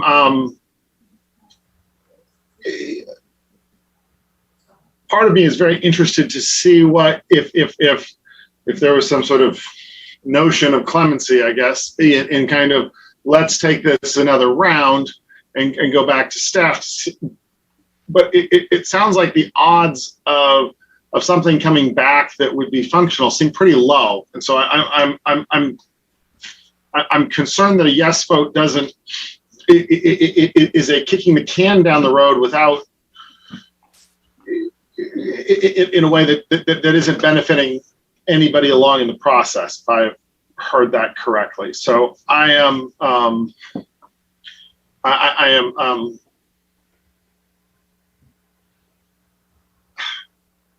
sorry, I'm very divided. I guess I'm leaning slightly towards a no vote is where I'm coming from, but I'm sorry, Marshall, that we've made your first appearance at the MPC. It's one of the more contentious items we've all kind of wrestled with internally. Thank you. I apologize, Mr. Chair. I know it's my job to not to dither, but to make decisions. And so I'm still going through this.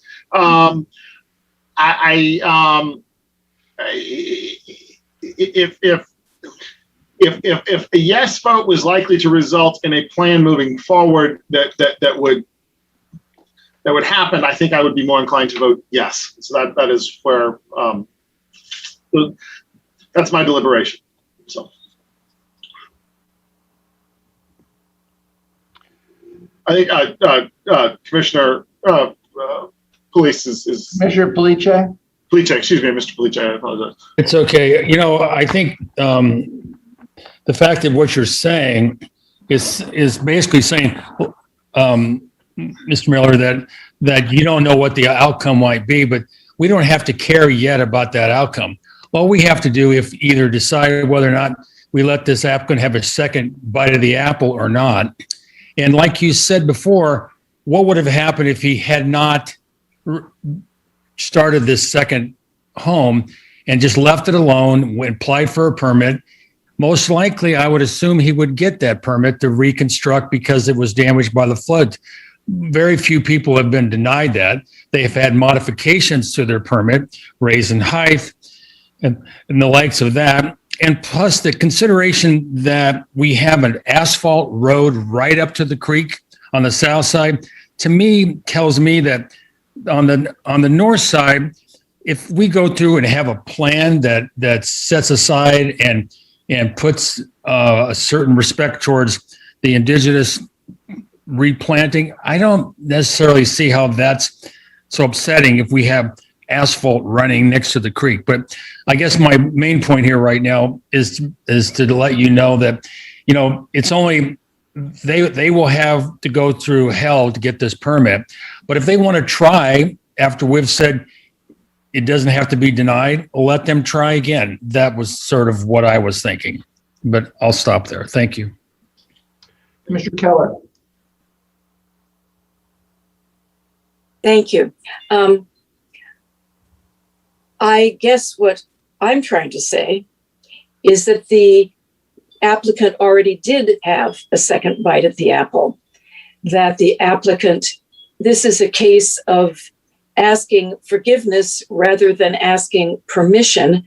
And as we know, that happens all the time in Montecito. And I'm sympathetic to people who lose non-conforming status inadvertently, which apparently this was, but that also happens all the time. And I am not always in support of staff's recommendations. It's, as I said before, this is emotional, and you want to be helpful to a very sympathetic appellant. It's an appellant at this point. But I still feel as though it's a very clear line that staff has established, and that no kind of bargaining chips or things that are out of our control should be considered. The fact is, anything that would be rebuilt would require a significant variation of the buffer zone. It also might not be possible to do because of the setbacks that are currently on that property. And I think that the recommendation of staff is very fair and very clear. And it's a difficult decision, as I say, because we have such a sympathetic appellant and who is willing to take responsibility for a mistake, or what he describes as a mistake in judgment. Or it could be an appellant who didn't think anybody would report his new ADU and did get it reported. So I think we should avoid looking at all of these extraneous matters, which may or may not be sympathetic to the case. I think we should look at the simple fact that this does not meet the current requirements, that the non-conforming status or whatever ability to avoid those requirements was lost when the original building was torn down, and that anything new needs to meet the current requirements. And thank you. Jeff, am I correct that, you know, if there's a third bite at the apple here, that this ultimately comes back to us for approval or denial of the project?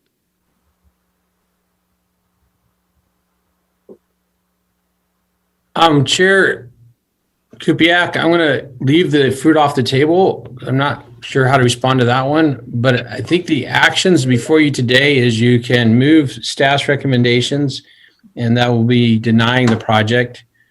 If you wanted to consider approving the project, as I indicated earlier, the commission would have to have a majority vote to continue it to another date and provide direction to staff. So that's kind of the options before you today. Continuing it for approval would require. Here's my question. I want to be very, if the applicant is allowed to move forward in some way to try to develop this project, if we decide that we will allow them to start, there are other agencies that have to be involved. There's clearly discussion here that's going to involve modifications to the project. This is also going to go before MBAR. He's got a long way to go before something happens. But does this actually come back to us for a final approval or denial later? Chair Kupiak, the item would require, for approval, would take an action of the Montecito Planning Commission. Okay, would take an action of the Montecito Planning Commission. So, I mean, I have to admit, I really, I've struggled with this in reading the material and looking at it, and as angry, as kind of annoyed as I am as watching, things go forward that happen in an unbridled way, I realize that, we've walked the site. I don't see this as an environmentally sensitive habitat area. I think this is a concrete portion of the creek. I think the railroad's behind us. I think that this has been a site that's had a building on it for a century. If the rational process had been applied for, there would have been a structure rebuilt. Mr. Grassini somehow would have been able to figure out how to get my building rebuilt in some way, shape, or form. And it probably would have ultimately ended in something kind of like this. I mean, flood control would have been involved. The building would have been 6 feet out of the ground. Everybody would have taken a kind of slice out of it. Now, I realize, I have a hard time,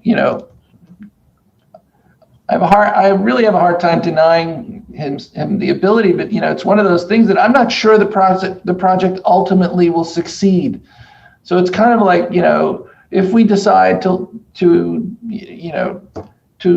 approve this in some way, there is no definitive, notion of success at the end.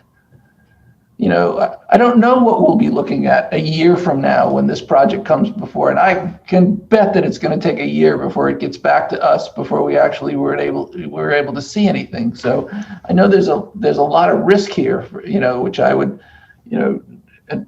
just admonish Mr. Grassini that this is not an easy slope. This is a very slippery slope ahead, even with an approval. But I don't know what else to say. Commissioner Keller. We can't hear you. We can't hear you. You're muted. No hand. I beg your pardon. I have nothing more to say. I didn't realize my hand was still up. All right. Yeah. I have one more comment. Mm-hmm. I do believe that there is another site on the property that could be explored if an ADU is absolutely imperative for Mr. Grassini. I think it has not been looked at. I really do. So that it is not like he, as far as my consideration and deliberation, I am not I don't believe an ADU is being precluded on this property. Mm-hmm. The whole parcel south is narrow, but it's quite, I don't know the dimensions exactly. And the overhead, the bird's eye, appears that maybe some things will have to be moved, rejiggered, reformatted. But I do believe an ADU, perhaps even at the same square footage of the project that is before us, could in fact be built. And I think that is something that I think was not considered here by the appellant, and that is basically supports my consideration for denying the appeal, because it can be, I truly believe it can be cited elsewhere on the parcel. Thank you. Commissioner Police.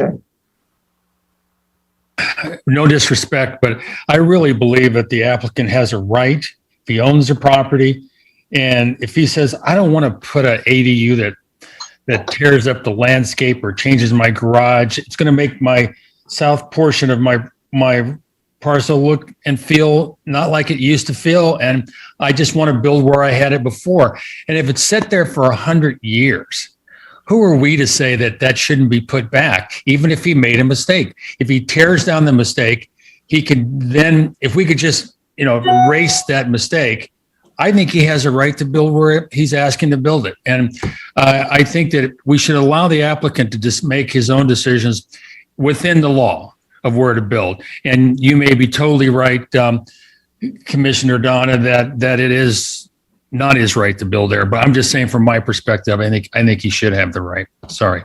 Thank you. Donna? I just want to, Commissioner Keller, this will take 1 minute, but referencing the location of an ADU in policy specifies that it be as close to the principal residence as possible, which this is not. So it's not a matter of just, what an applicant wants or et cetera. There are parameters, and one of the language in one of those parameters, it should be located as close to the principal residence as possible. So I just wanted to go there, Commissioner Police. Thank you. Commissioner Keller? Thank you. I would like to echo Commissioner Senauer in terms of, it's not like we are denying the applicant, I'm sorry, we need to call him the appellant, which is what he is, the ability to build an ADU. We're just saying this is not the appropriate location for it, and you need to explore other locations. And to that end, I would like if we could have some clarity, because according to the schematic that we were given with the setbacks, it looks as though there is a difference of opinion as to what the rear setback, i.e. the one toward the railroad track, looks like there's a difference of opinion as to how much that should be.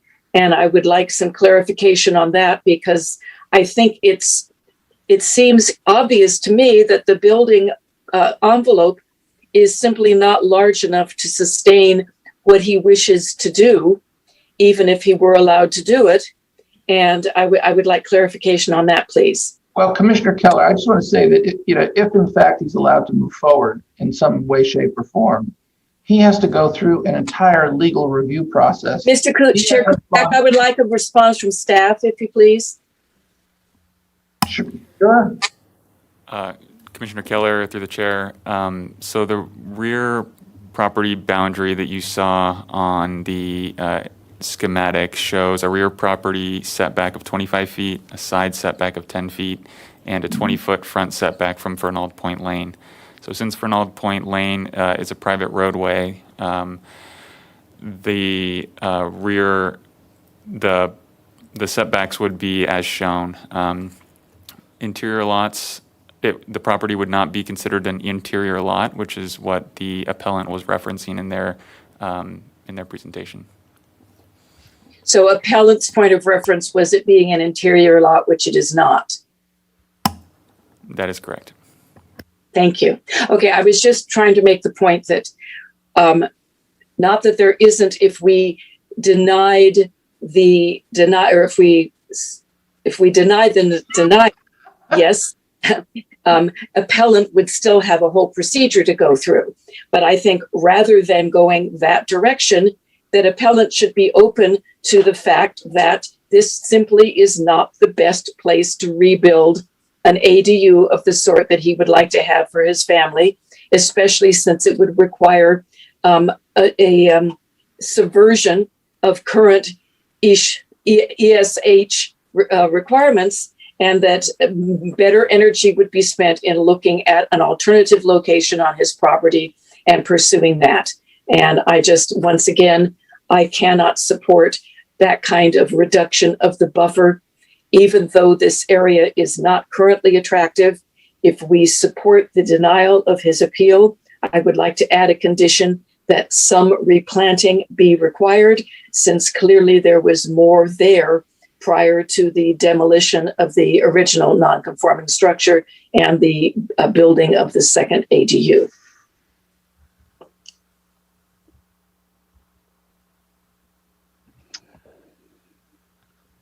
Just so that we completely vet this out amongst ourselves,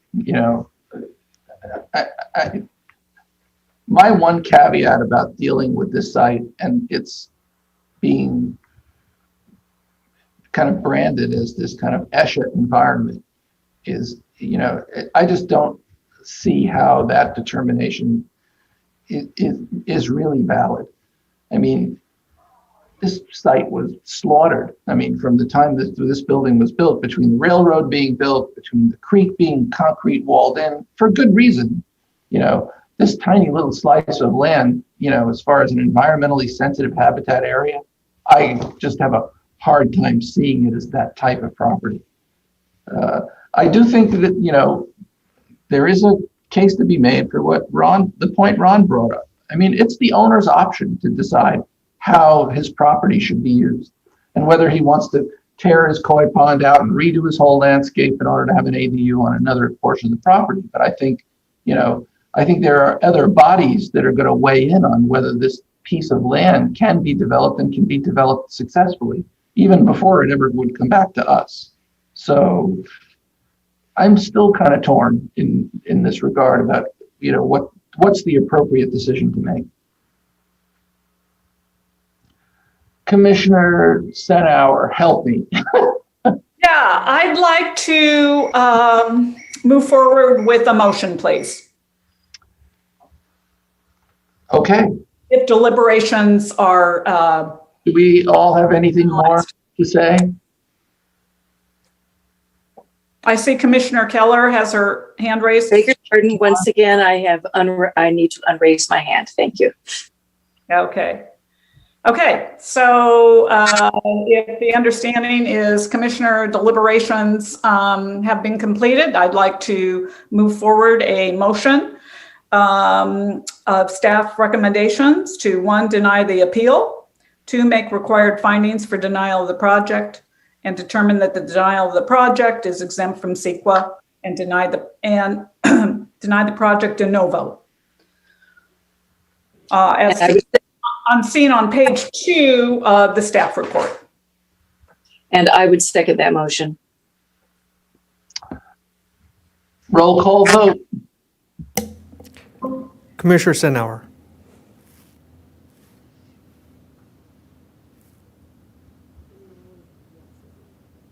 I believe you might be on mute, Commissioner. Thank you. I just want to be clear that the motion is to deny the appeal, correct? Correct. Yes. Commissioner Police. No. Commissioner Keller. Yes. Commissioner Miller. No. Chair Kupiec. No. Motion fails 2-3.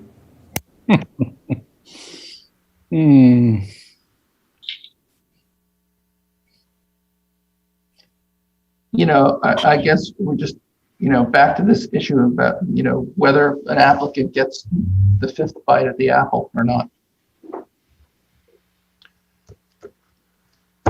I mean, I guess from my vantage point,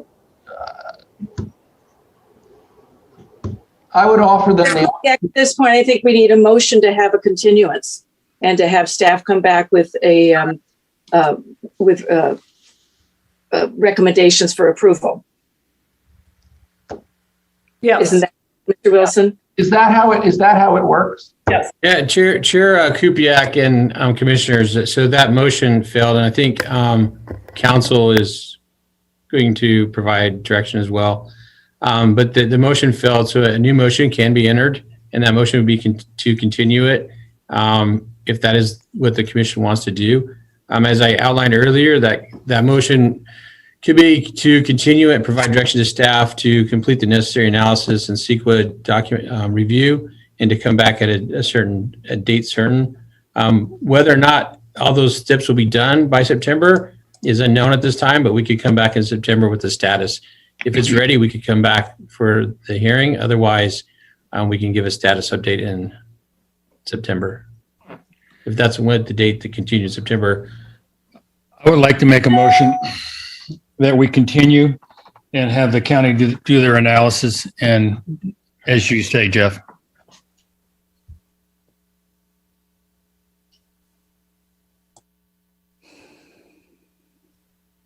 Is there a second?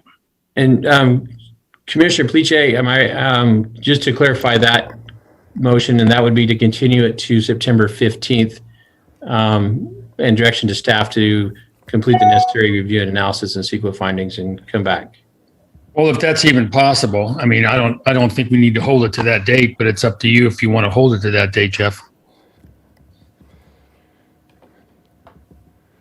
Chair Kupiec, Commissioner Police, my recommendation is to continue it to date specific.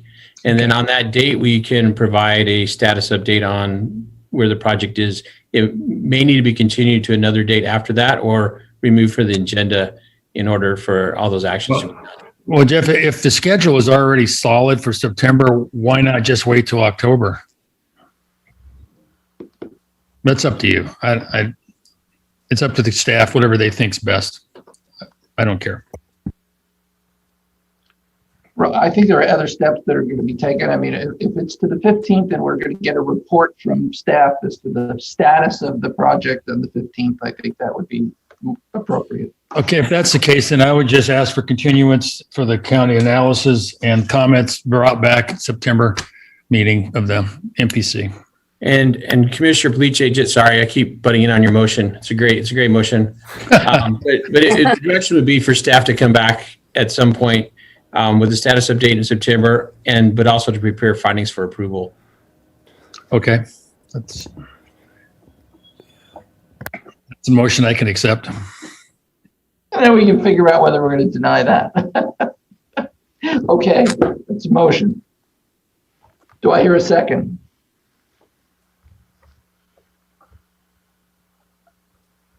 I would second that motion.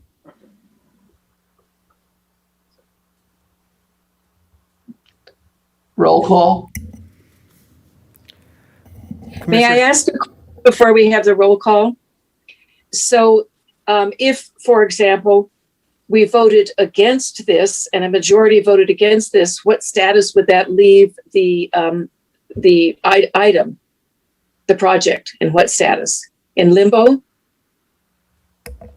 Let's just wait and find out. Well, I think that would determine what our votes might be if we knew what they meant. Well, I mean, I don't think we can leave them in limbo. I'm asking staff, please. Chair and Commissioners, Commissioner Keller, so do you mean when it comes back with findings for approval and say the commission does not have a majority vote in that instance? No, I'm talking about right now. Oh, is this okay. going to go forward regardless of how we vote?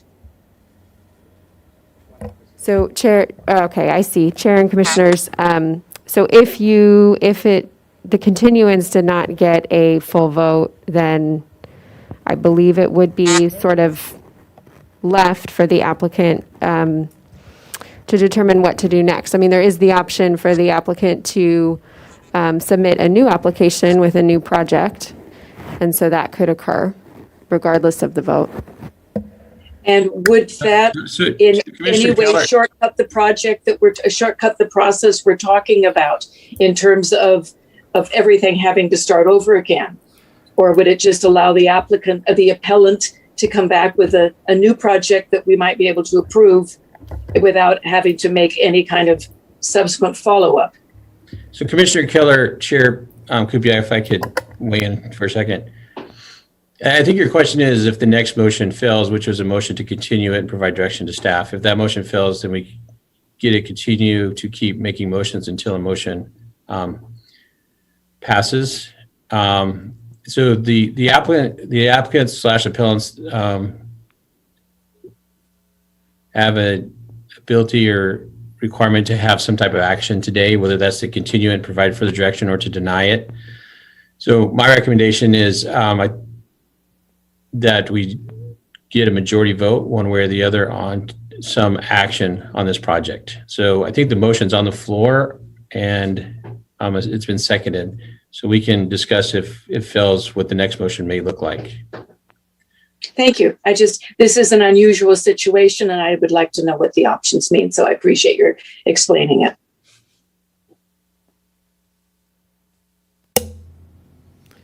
Well, I assume there's an assumption that if we voted 3-2 before, that we should have a pretty clear vote. So let's just have the vote.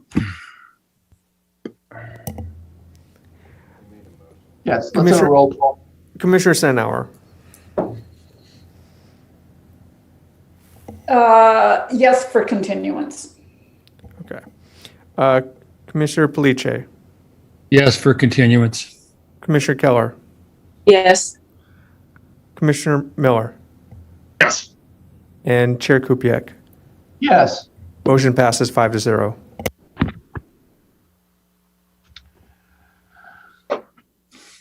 Mr. Grissini, good luck. Thank you. Thank you so much for your time today.